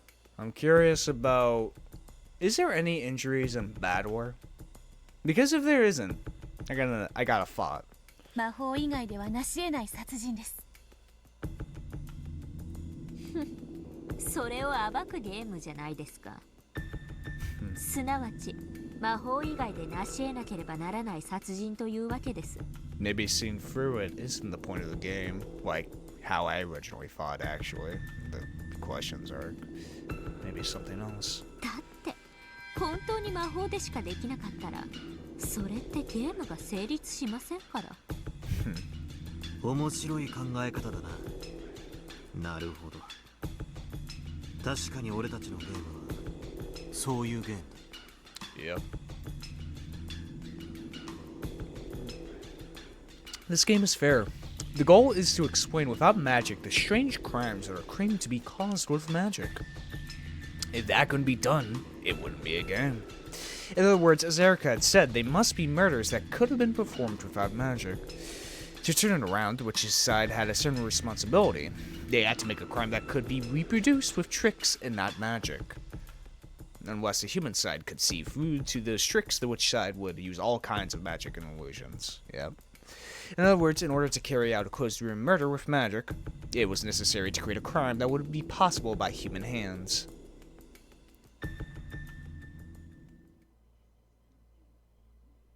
今ならわかるわ。セールチーヤでムカつくクラスメートたちを殺せと七姉妹に命じたとき。You know what? Okay, if they're not going to explain, like, if Battle has any injuries on him, I'm just going to explain my thought right now. If it's the exact same as when Battle found Maria within the dining room with no outside injuries at all and just found her, quote-unquote, well, no, I think it said in red that she was dead. Well, nobody else on the island besides Beatrice was alive at the end of episode 4. But if Maria is Beatrice, would Maria be calling herself Beatrice? Anyway, if it's the same thing here, with Badwar, with no injuries on his body, nothing at all, just simply him laying down on the bed, presumably dead, then we have a pattern there. We have a coincidence, quote unquote, which bullshit. So that must mean, because we know for a fact Badwar is the game master, does that mean Maria is the game master? She killed herself in the exact same way as Badwar. Just some food for thought. どうして彼女らにそれができなかったか。そしてマモンが言った意味は今ならわかる。魔法は自らの手で成し遂げられることしかできない Yep. ということか。 At that time, if I had possessed the determination to kill my classmates... No, that's not it.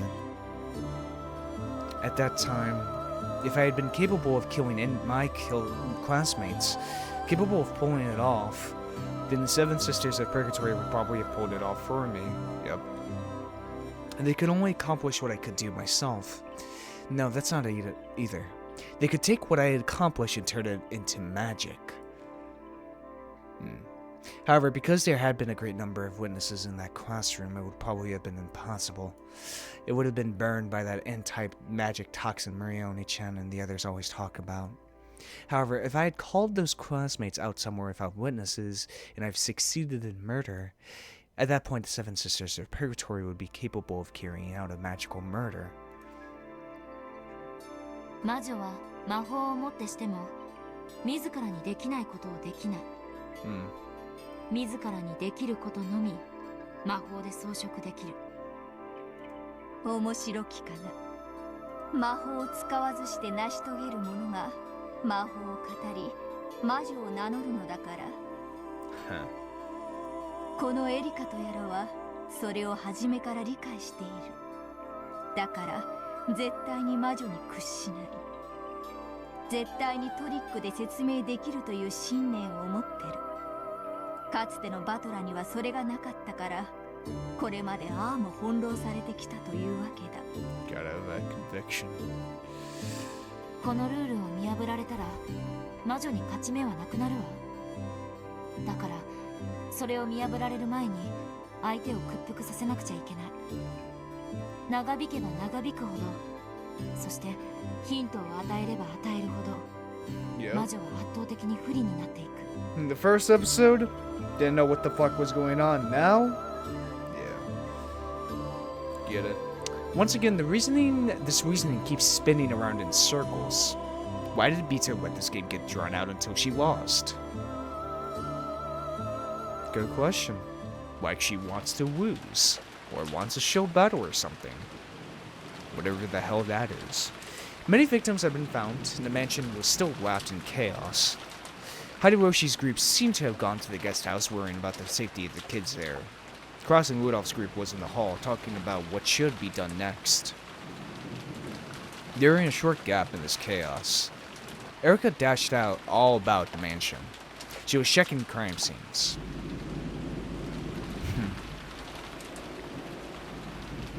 Normally, with the detective's authority, Erika had the right to openly investigate the crime scenes to her heart's content. However, this time she hadn't yet made use of that authority. She was a guest and an outsider, so there was little to no chance that she would be allowed to investigate. So she was forced to quickly check all of the crime scenes now, while she could still run about as she pleased. In the servant room, there had been a clear folder containing a sketch of the mansion's interior. Because she had followed that, she knew the locations of all the rooms. Erika skillfully made her way through the mansion, dashing into each crime scene in turn.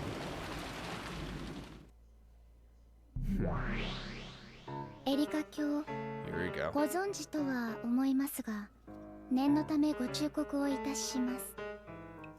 はい、何です？エリカ卿は確かに写真並みの驚くべき記憶力をお持ちです。それは探偵権限と組み合わせることで何者にも欺かれぬものとなり得ました。ああ、分かってます。探偵宣言をしていない私は写真並みの記憶力を持っていても欺かれない保証はないってわけですね。もちろん理解していますとも。かといって現場を直接視認しないわけにはいきませんから。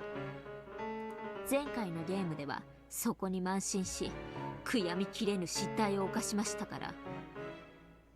極論、今のエリカ卿はどれほど研修をしようとも死んだふりを見破れない可能性が常に残るということです。すべての状況を個別に確定させるためにもバトラに復唱要求をする必要があるでしょう。I mean, you gotta do that. You can never be sure, and if someone is truly dead. それを引き出すために青き真実を駆使しなくてはなりませんね。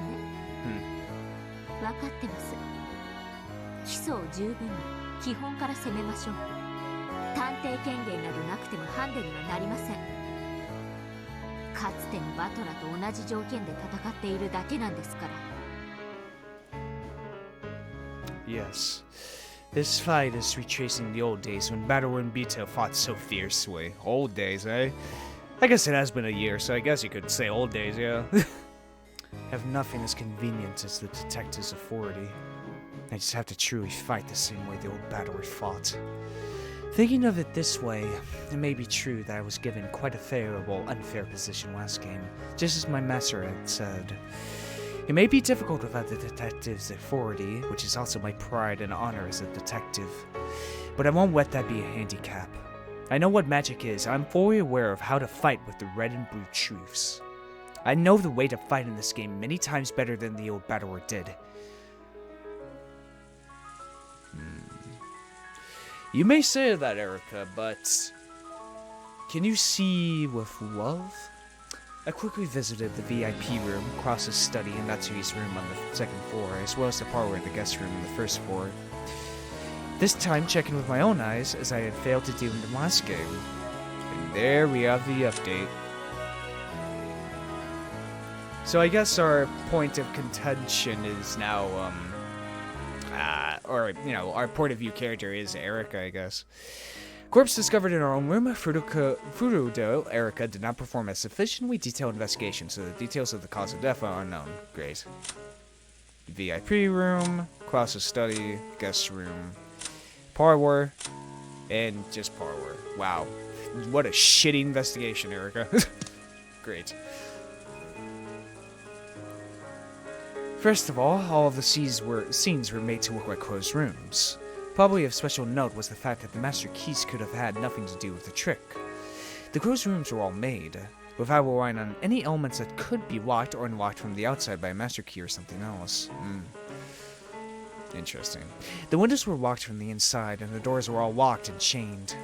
A master key could get around all the locks on the doors, but not the window locks or the chain locks.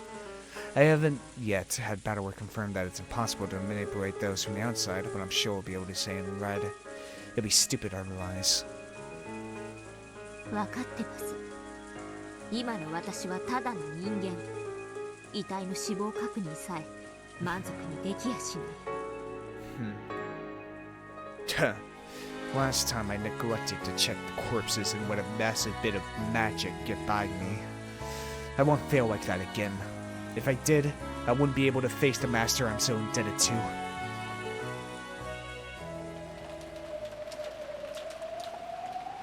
すべての現場を確認し、情報の整理が終わりました。ご報告いたします。お願いします。まず、すべての部屋は窓の施錠とチェーンロック等による。Okay, so not just locking the door conventionally, all outside interference. 外部よりの干渉の困難な方法によって密室を構築されていました。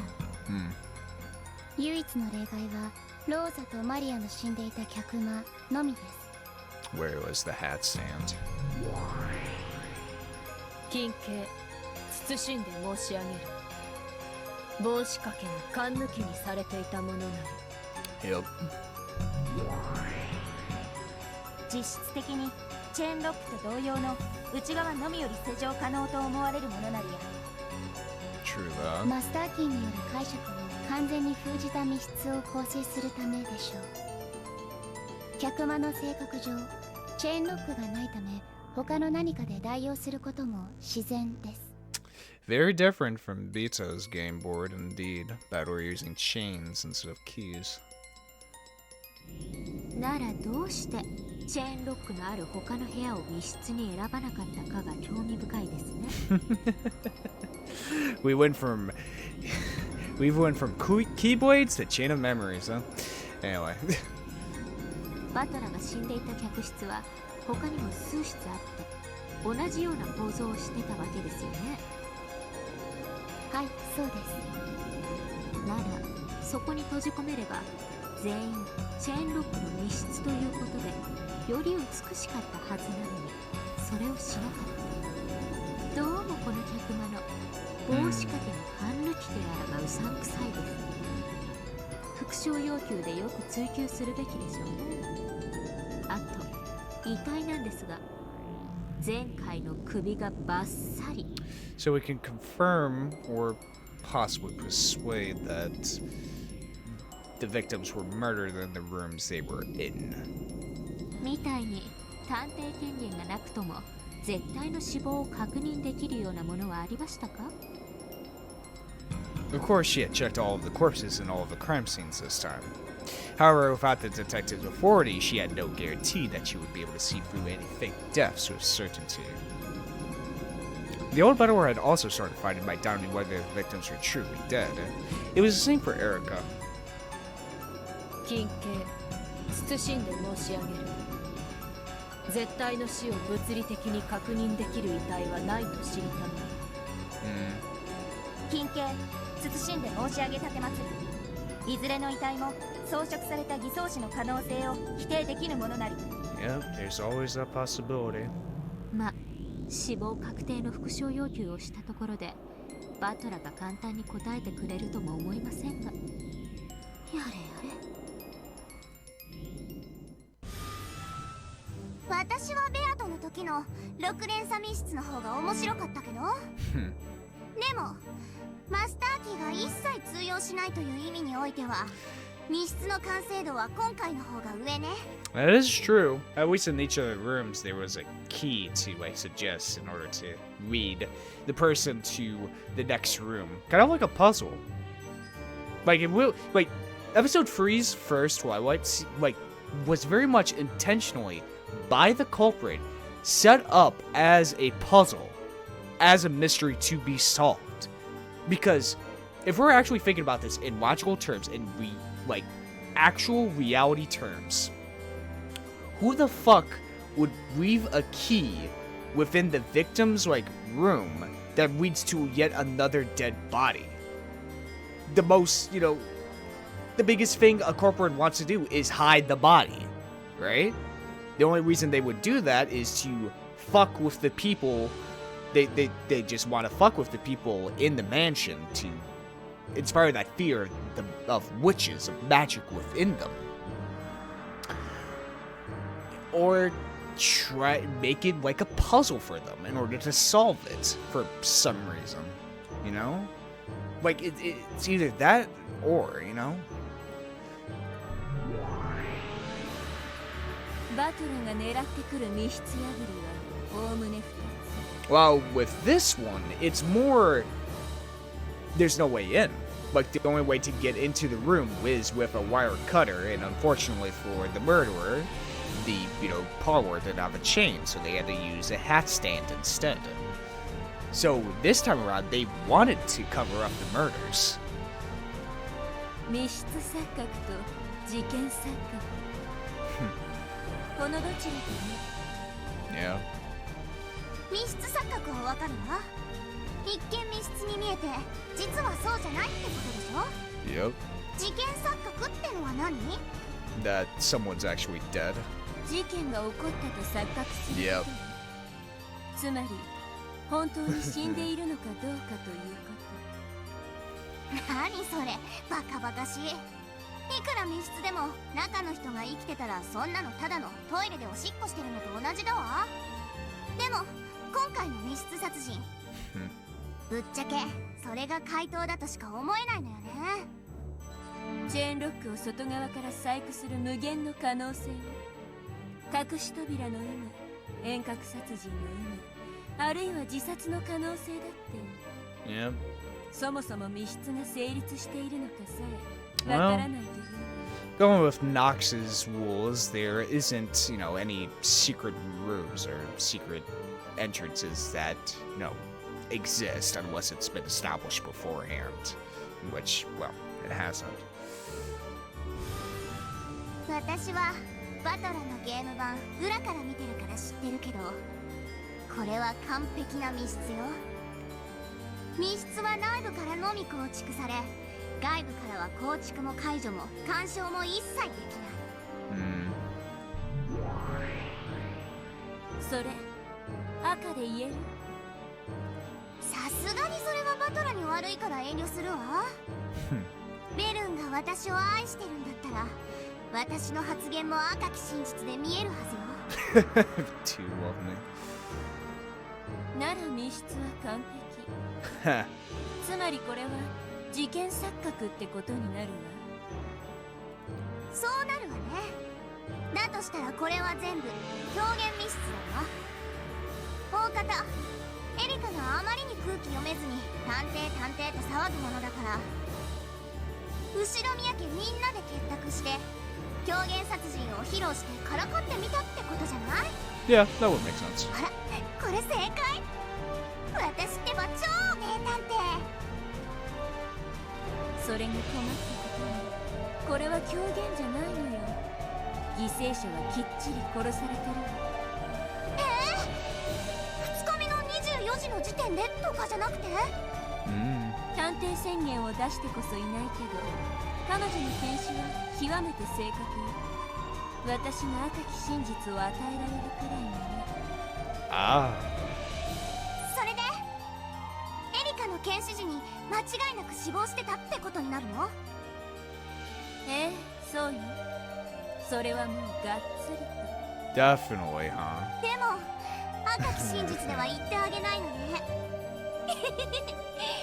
エリカはその赤が喉から手が出るほど欲しいだろうに。だって今回のあいつ探偵でさえないもの。赤き真実なんてあげないわ。しかしとなるとすごいじゃない。バトラの今回のこれ完璧な密室殺人だわ。あら、そうなるの？エリカ大丈夫？一見普通の密室殺人だけど地味にかなりヤバい密室だわこれ。探偵権限さえないエリカにはちょっと荷が重いんじゃない？ Like that damn letter and door situation. 自称名探偵だもの。 Or knock and letter. きっとエリカはやってくれるわ。探偵ですらない人間風情に打ち破られたら、バトラもベアとも最高にざまあないくらいに粉々でしょ。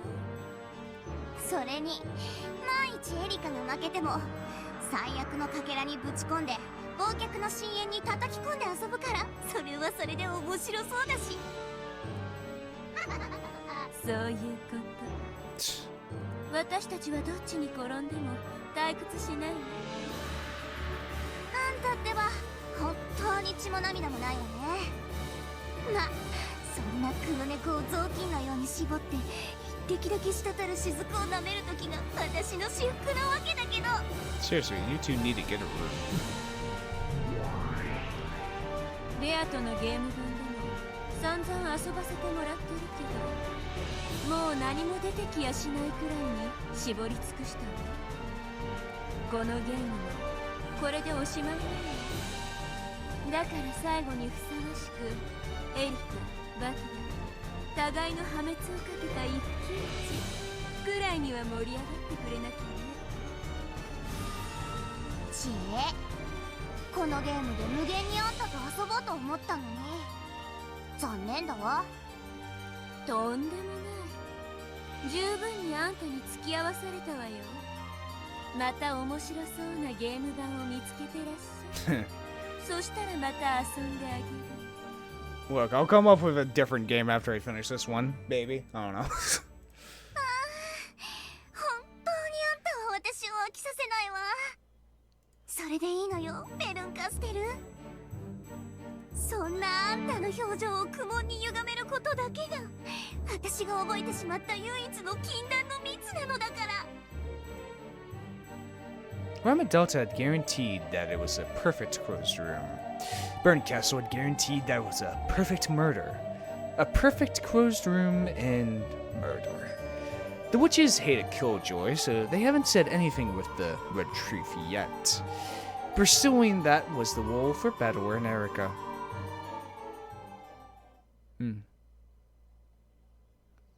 ずいぶんドタバタと現場巡りをしたようだな。十分か？現場検証は。ええ、十分です。 I ain't satisfied with fuck with the corpses. さて、私とあなたの赤と青の論争バトルですが、いかがします？早速始めますか？それとも最後にまとめて？お預けは俺の性分じゃねえな。それはお前もだろうぜ。なら早速この第一の番の密室に切り込ませていただきます。 Here we go.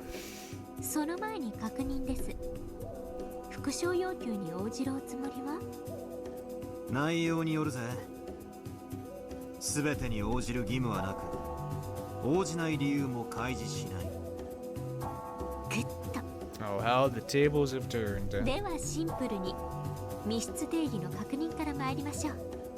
ドラノール、読み上げてください。了解です。以下の復唱を要求します。 Donor spread out one of those scrolls that some official would always spread out when announcing the king in Western fairy tales. It read it out loud. Damn, it's going on for miles. 一つ、6人の部屋はすべて密室である。認める。もちろんゴーダたちがチェーンを切断するなどして密室を破るまでの話だが、 A nod from Donor Cornella, who stood behind her, started taking notes. 一つ、密室の定義とは外部より構築不可能であること。認める。つまり外部からはどんな細工でも密室を構築できないということ。 Had to be done from the inside. チェーンロックを外部より細い針金などで器用にかけ直したなどは認められないということです。言われるまでもありません。ドラノール、続けてください。一つ、密室の定義とは内外を横断する一切の干渉が断絶されていることを指す。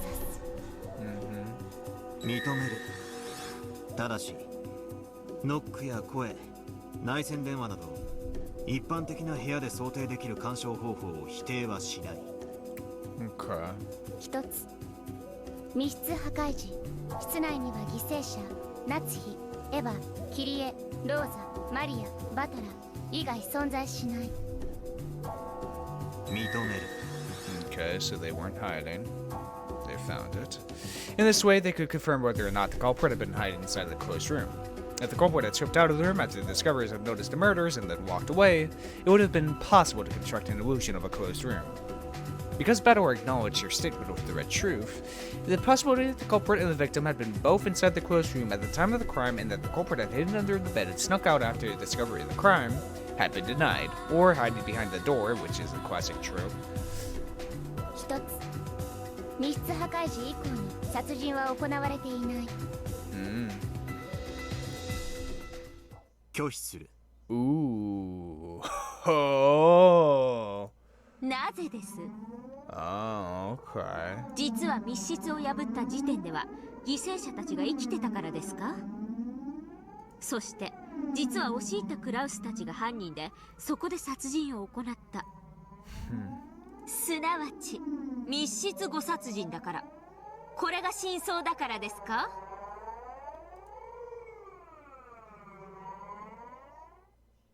いいえ、違います。 Ooh.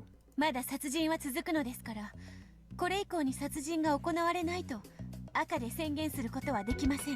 That's a good rebuttal. へりくつを。私たちの趣旨は分かってるはずです。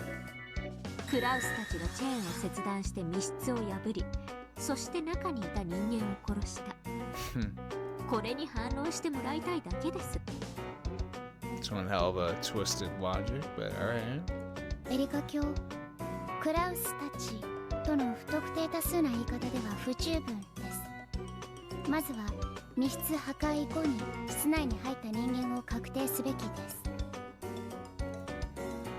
金慶、密室に踏み入ったのは犠牲者を除きクラウス、ルドルフ、秀吉、ゴーダの4人なり。All men who could very easily kill them. 金慶、これは聞き取りによるものなり、他に踏み入った人物がいないという保証はなきなりと知りたてまつれ。Could have been someone with them that they never 言わ mentioned. れるまでもない。今のを復唱してもらいましょう。密室破壊後、部屋に入ったのは私を除きクラウス、ルドルフ、秀吉、ゴーダの4人のみである。いいぜ、認める。 Okay. ただしこれは現時点での話だ。今後のゲーム展開以下では他の人物が立ち入ることもあり得る。So those are the only people that have entered after the construction of the closed room. 復唱要求。クラウス、ルドルフ、秀吉、ゴーダは犯人ではない。 Ooh. Now that's jumping a little too far, huh? Erika? A little too presumptuous. Battle put his finger on his shin, deep in thought.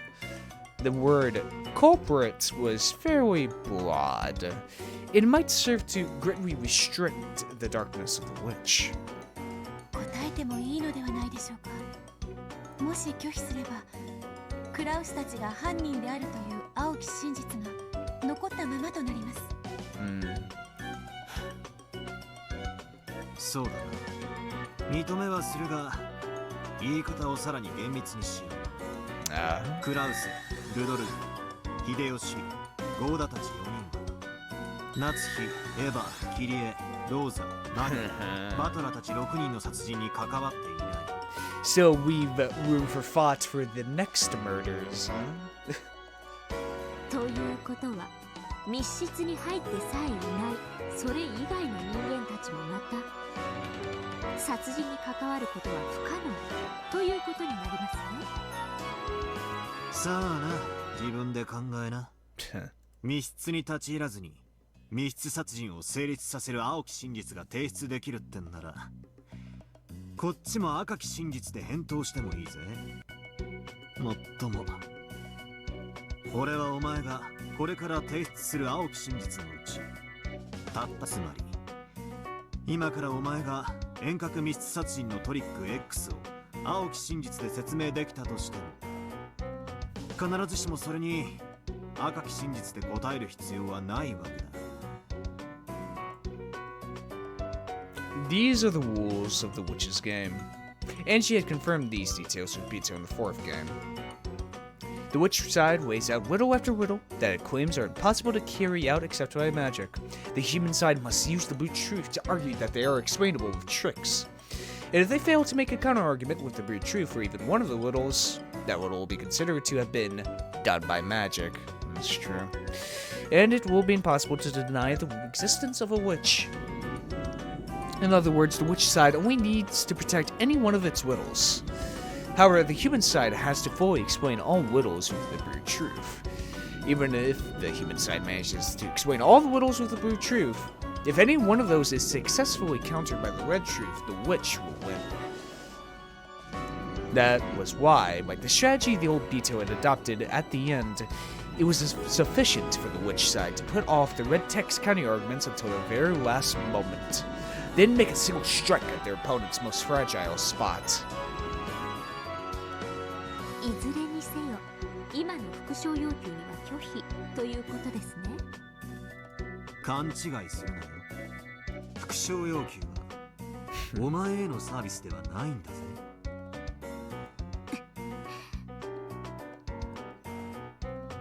From the witch's side's perspective, repeating statements made by the human side is just a supplement to make sure that they haven't misunderstood the question. Therefore, they had no obligation to respond to extremely broad demands.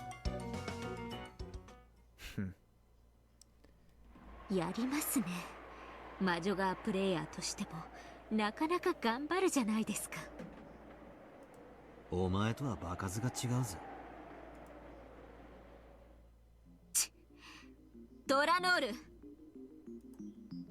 続けます。一つ、犠牲者たちは他殺を除くあらゆる方法で死んではいない。Of course. 認める。もちろん自殺や事故死ではありません。 Okay. 一つ、So different from episode 3's first Twilight, which one of them wasn't a homicide. ドラノールそれで結構ですよろしいのですかまだ項目がええもう十分です現場の状況は確認できましたここから青き真実での反論タイムとしましょう I'm still wondering about Badwar's dead body. Was there any injuries on it? Was there any injuries on it? I'm still thinking about that. That's the one corpse I'm most curious about, damn it. Is it just like Maria's in episode 4? ああいいぞご考説を拝聴しようじゃないか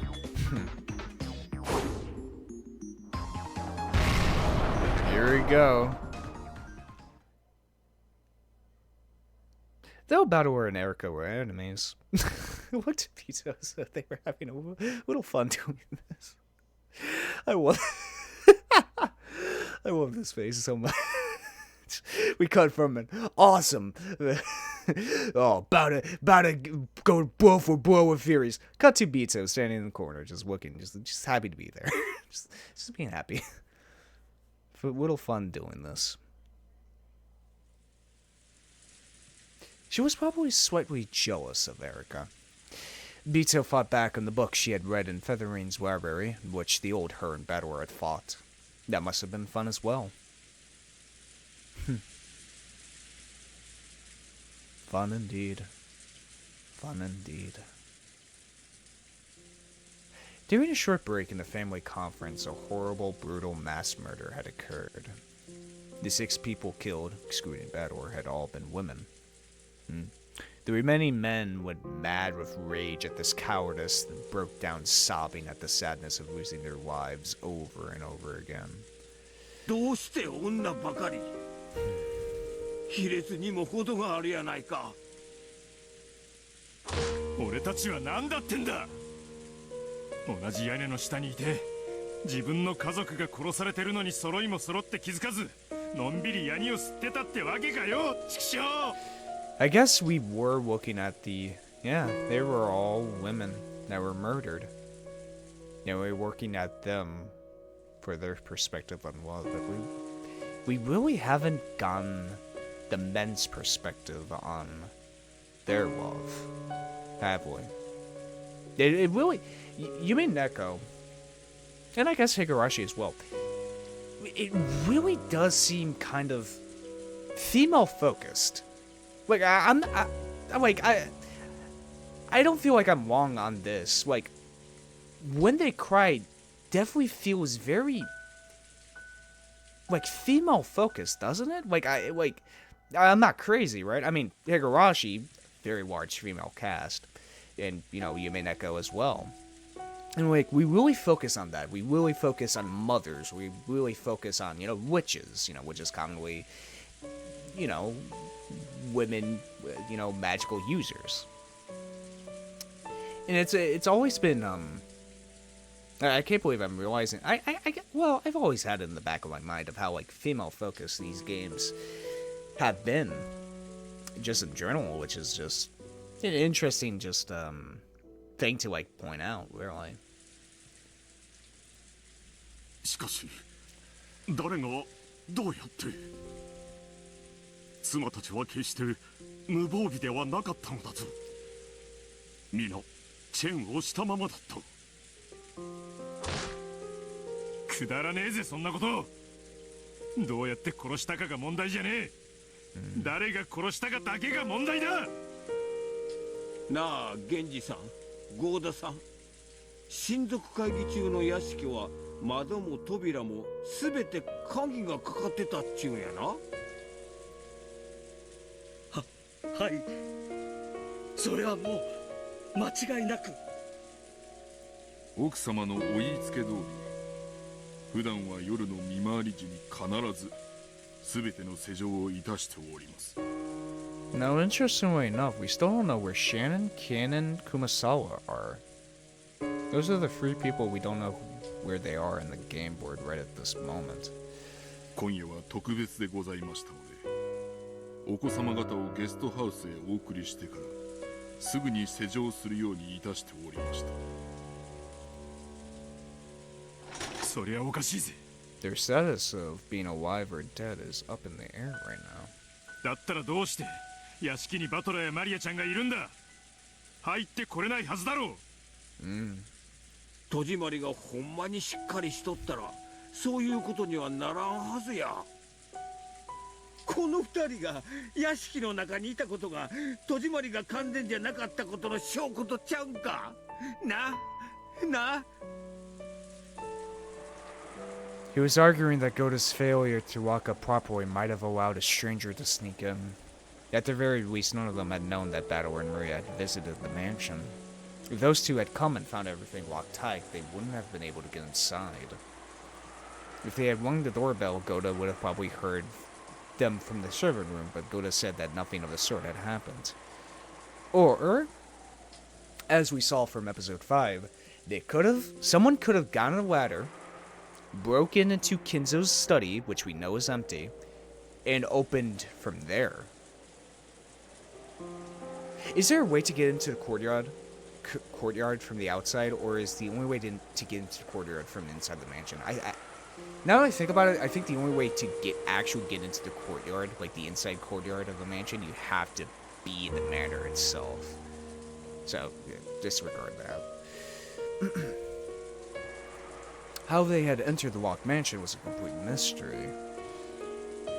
ひょっとするとでございますが、例えば奥様方のどなたかがたまたま玄関近くにおいでになり、バトラー様たちのノックか呼び鈴に気づいて扉をお開けになったとか。そんなわけねえだろう。その時ゴダさんは使用人室にいたはずだろう。玄関が開いたら使用人室にチャイムが鳴る仕掛けがあったはずだぜ。来客に気づかねえわけはねえ。それがその。Were you not there the entire time, Goda? ゴーダはその時ちょうど皆様方のご言いつけでお飲み物等の配膳にお伺いしており、使用人室に不在でした。なんでこんな大事な日に屋敷の使用人が一人なんだ。どうして源氏さんみたいな重要な人がゲストハウスの当番なんだ。Wait. おかしいじゃねえか。What about Shannon Cannon? どうして使用人室を空っぽにしちまったんだ。妻がそういうシフトを組んだのだ。よく気の利くゴーダなら親族会議中にも洒落た飲み物を差し入れてくれると期待したのだろう。しかしな、クラス兄さん、親族会議やで。一年で一番大切な日やで。そんな日になんでゴーダさん一人だけを屋敷の当番にしたんや。It's a great question. せめてもう一人おったら話は変わってたんとちゃうか。 Well, not really. ねえねえ With a half crying, half enraged, jumbled up expression, Hariroshi yelled at Goda. Of course, the culprit who killed everyone was the most to blame and the most despicable. However, even if he understood that, he needed to let off some of his emotions by hating someone he could see.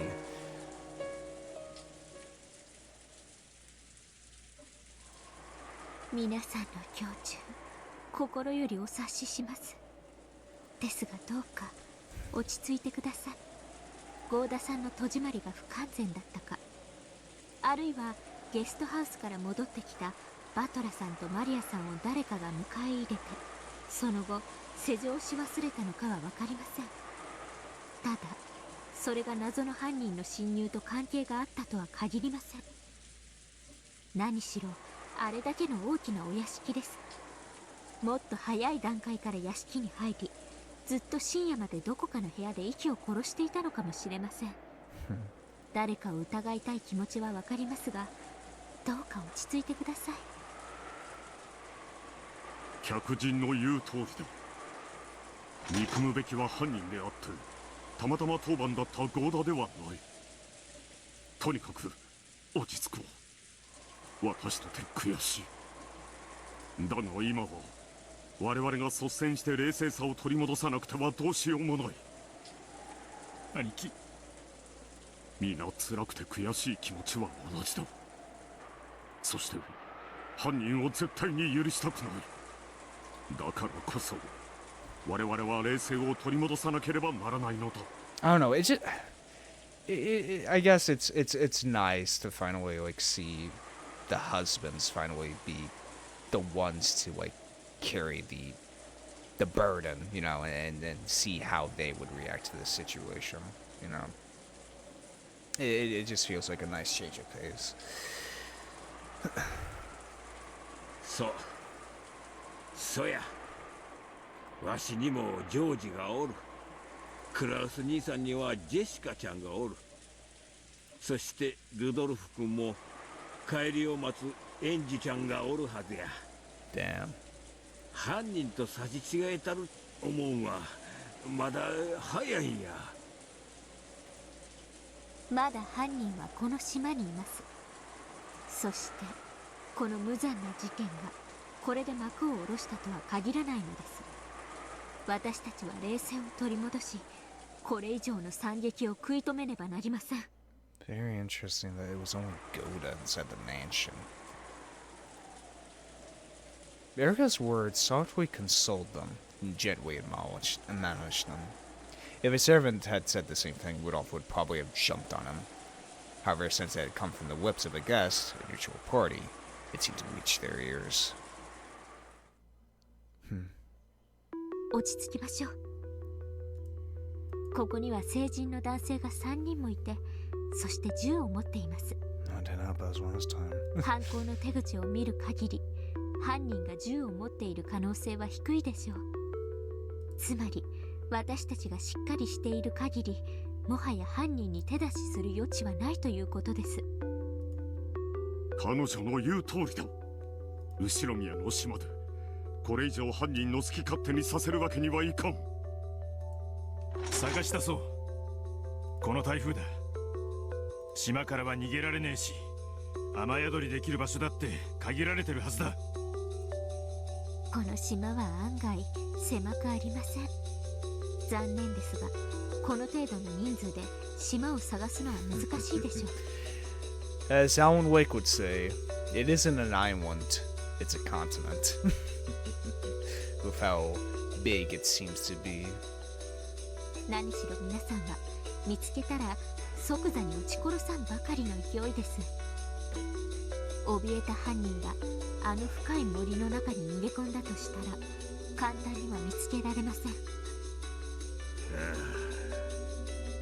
そうやな。おとなしく台風が過ぎるのを待って船に警察を呼んでもらい、島中を徹底的に探し回ってもらう方がええやろ。警察はな、何百人も来てくれてほんまにしらみつぶしで探すんや。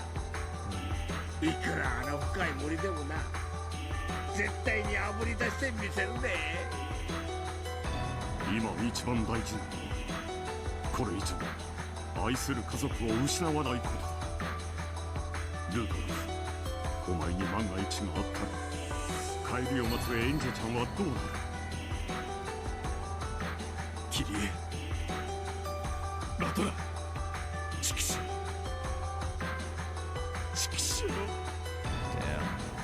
お前たち、俺はまだ打ち明けてねえってのに。God damn it, Rudolph, you keep saying that, yet you never get the chance to say the damn truth. What is it? You keep teasing it. What is it, Rudolph? クラウスさん、きっといとこ部屋の皆さんも激しく動揺していると思います。クラウスさんが落ち着きを取り戻したところを見せることによって皆さんも少なからず落ち着きを取り戻せると思います。言ってあげてはどうでしょう。そうだ。みんなにこれからのことを話さなければならない。源氏さんと郷田さんも一緒に上に行ってください。シャノンさんやカノンさん、クマさんさんもきっと動揺されてると思います。 Okay. はい。 They were そ all れは in もう the guest house. きっと皆さんも動揺されていることでしょう。 Only Goda was in the mansion. よろしいのですか。何かお手伝いできることは他にありませんか。One son of a bitch, Bador. だからこそクラウスさんと一緒にいてください。何かの時すぐにそれに応えられるように。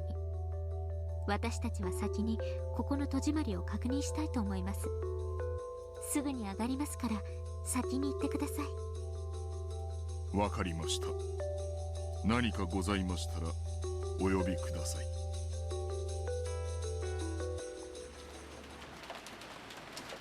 Genji bowed and Kraus nodded.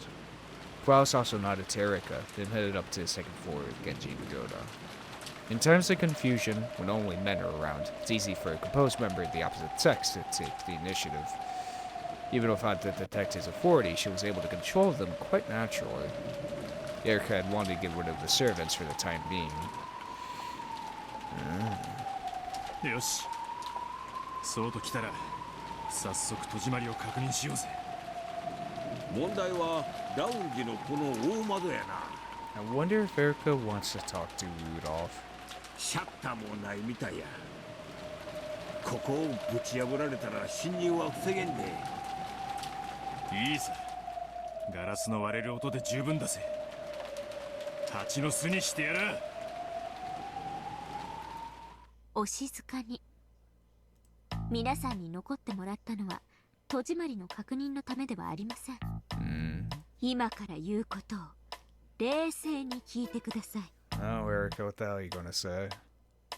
When Erika lowered her voice, Rudolph and Hideroshi realized that she wanted to talk about something secret, so they brought their ears closer as soon as they regained their composure. いいですか？事件は親族会議の小休止中というわずかの時間の間に起こりました。そのわずかの時間中に誰にも悟られずに6人もの人間を殺すなど到底場当たり的な犯行とは思えません。 Gonna suggest Klaus was the one to create the murders and that Goda and Genji committed them. これは屋敷の内外の構造を知り尽くした関係者の犯行です。それはそれは内部に詳しゅうなかったな。しかし A short while ago, they had attacked Goda, suspecting the servants of making a blunder. However, they only thought that he'd forgotten to lock up and were attacking him for letting the mysterious culprit sneak in. They hadn't considered that one of the servants they knew so well might have taken those lives with their own hands. No, they hadn't wanted to think that. People can't easily suspect someone they know well of being a culprit. 犯行当時、屋敷は内部より施錠され、親族会議に関わる皆さんしか存在しませんでした。じゃあ兄貴がキリエたちを殺したってのか？それとも秀吉兄さんを疑えってのか？ありえねえ、考えられねえ。わしは花からクラウス兄さんもルドルフ君も疑っとらんで。わしら兄弟はみんな夫婦仲は円満や。後ろ宮家は確かに規律や金には厳しい一族やで。しかしな、家族を大事にするっちゅう気持ちは他の家に勝るとも劣らんつもりやで。ええ、もちろんそれは信じてます。皆さんが奥さんを殺すなど夢にも思っていませんから。Erika had already received what true proof from Bador that they were not the murderers. Yeah, so there was no need to argue that point. Klaus, Rudolph, Hideroshi, and Goda. None of those four was the killer for these murders. And yet, Erika had said this. しかし、ゴーダさんはどうでしょうか。親族会議の間、ずっと控室にいて、誰にも知られずに何らかの工作ができる立場です。What the hell is she trying to do? ゴーダさんを疑うのはちょいと早いで。ゴーダさんは小休止の時食堂に飲み物の配膳に来てくれてたんや。だいぶ長いこと一緒にいてくれた。とても6人も殺す時間的猶予があったとは思えんのや。しかし実行犯を屋敷内に手引きすることはできたかも。Yeah, it's true. そういうことです。 Like someone like Genji, or George, or Jessica, or Shannon, or Cannon. ゴーダさん自身は実行犯ではないでしょう。しかし実行犯を密かに屋敷内に迎え入れることは十分に可能でした。 Whether he knew or didn't know about it is the question. Rudolph and Hideyoshi, stunned, looked at each other. They were family. Even a wife of the siblings would be considered family. Though the siblings hated each other, it wasn't possible that they hate each other's wives enough to kill them. Eva and Wosa were two of the siblings, but none of the others could have had any reason to kill Natsui, Kyrie, Battle, or the young Maria. But to a servant like Goda, perhaps they were all a little more than complete strangers. 私が使用人を疑う点は2点です。まず1点目は犠牲者たちと面識があり、かついずれの現場にも争った跡がないこと。すべての現場は全く乱れていなかったのを皆さんもよくご存知のはずです。それは俺も思ってたぜ。あの喧嘩慣れしたキリエが何の抵抗もなく綺麗にぱったり殺されるかってんだ。相手の指くらいは食いちぎる女だぜ。顔見知りが犯人で油断させたところを突然って方が確かに説明はつく。それを言ったらうちのエヴァもや。何しろ武芸百般、暴漢が襲ってこないかと日々ワクワクしとる女やで。そんなあっさりと殺されるわけがない。なら客間のローザさんだってどうです？一人娘と一緒のローザさんが不審者相手に抵抗もせずみすみすと殺されると思いますか？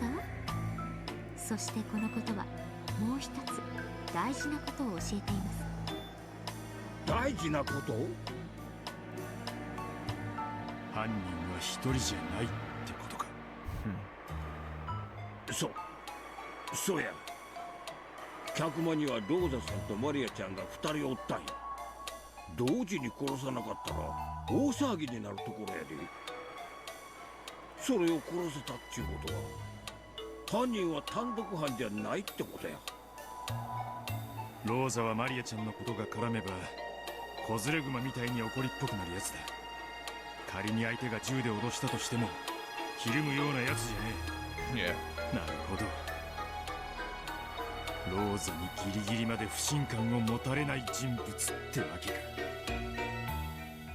未知の部外者が島に紛れ込んでいるという考えの方が非現実的であることがすでにお分かりと思います。犯人はこの島に精通した関係者、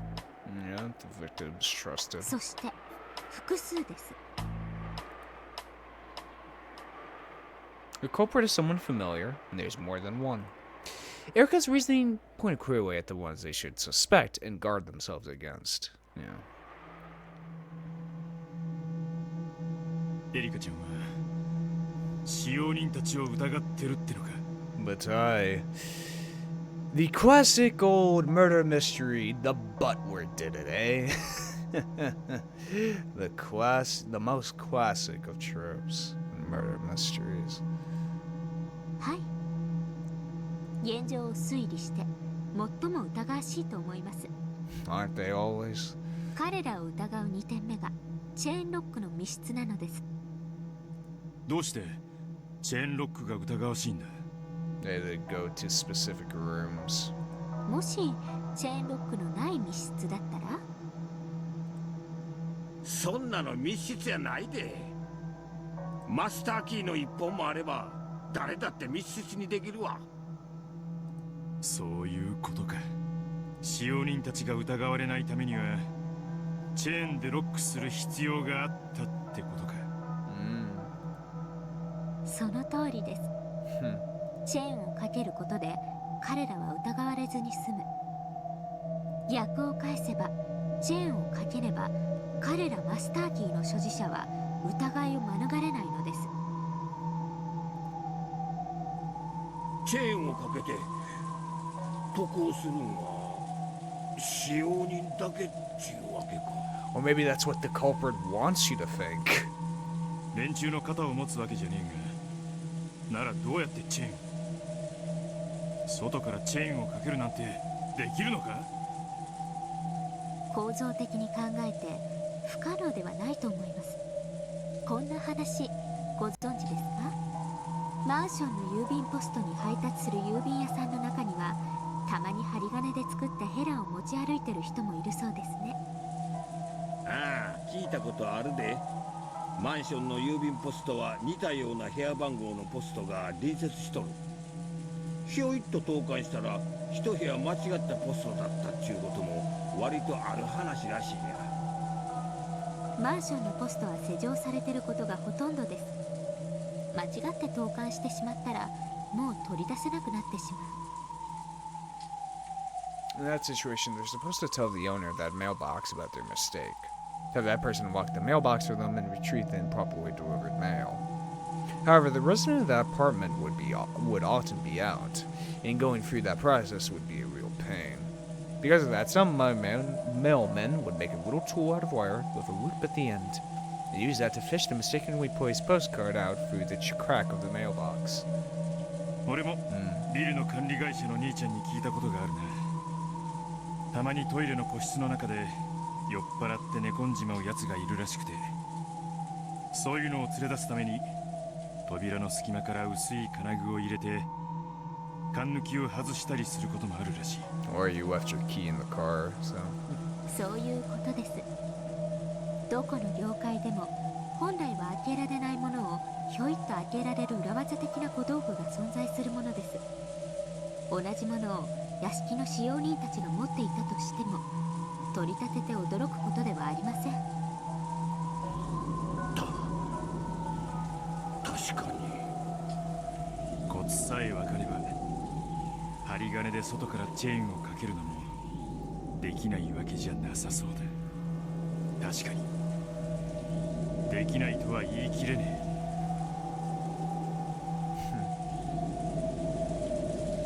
True, physically speaking, one could say for sure that there existed absolutely no way to set chain locks from the outside. Chain locks allow for the door to be opened a crack. If you stuck something through that crack, you should be able to manage it easily. It was very natural for them to think that. But, oh but, the locked room. However, Erika knew better. Though it might be possible in reality, the Red Chief had already declared that these closed rooms could not have been constructed from the outside. In other words, it was impossible to manipulate the chain lock from the outside. And yet, Erika was guiding their thoughts with the illusion that only the servants could have constructed the closed rooms. With an air of solemnity revealing some crucial point, she steadily steered the situation in a direction she wanted. Every part of her serious face for the last few minutes had been an act. No, to put it in her words, it was a detective technique for tricking suspects. 同じ話はクラウスさんにもするつもりです。使用人たちの全員が犯人だとは言いません。しかし犯人もしくはそれに加担する人物が含まれている可能性は濃厚です。彼らを隔離し銃を持つ人間を監視につけるべきです。 Rudolph and Hideyoshi looked at each other again. What she was saying made sense, and it sounded as though she was calmly smoking out the most suspicious people at this point in time.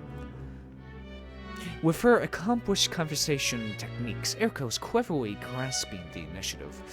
Even without the detective's authority, it's possible to control human nature to this degree. What do you think, everyone? Fuck off.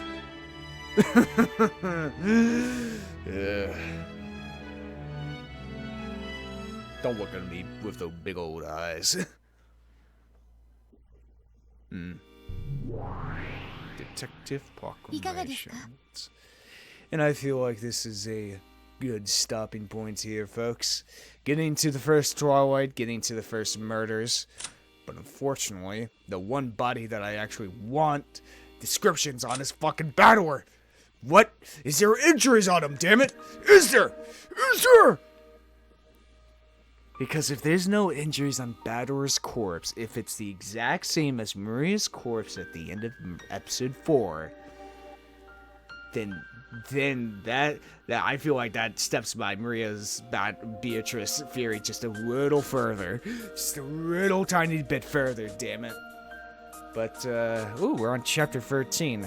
How many chapters are usually? I feel like 15. Like 15 chapters are usually in the episode. So we're getting a bit closer to the end of episode 6. So, get excited about that. But, yeah, if you guys enjoy this type of content, hit that subscribe button. If you liked it, hit the like button. When telling something, put it down in the comments below. Check out Discord server I'm in, or my church. Check the description below. And yeah, this has been Voidlego. I'll see you guys next time. See ya!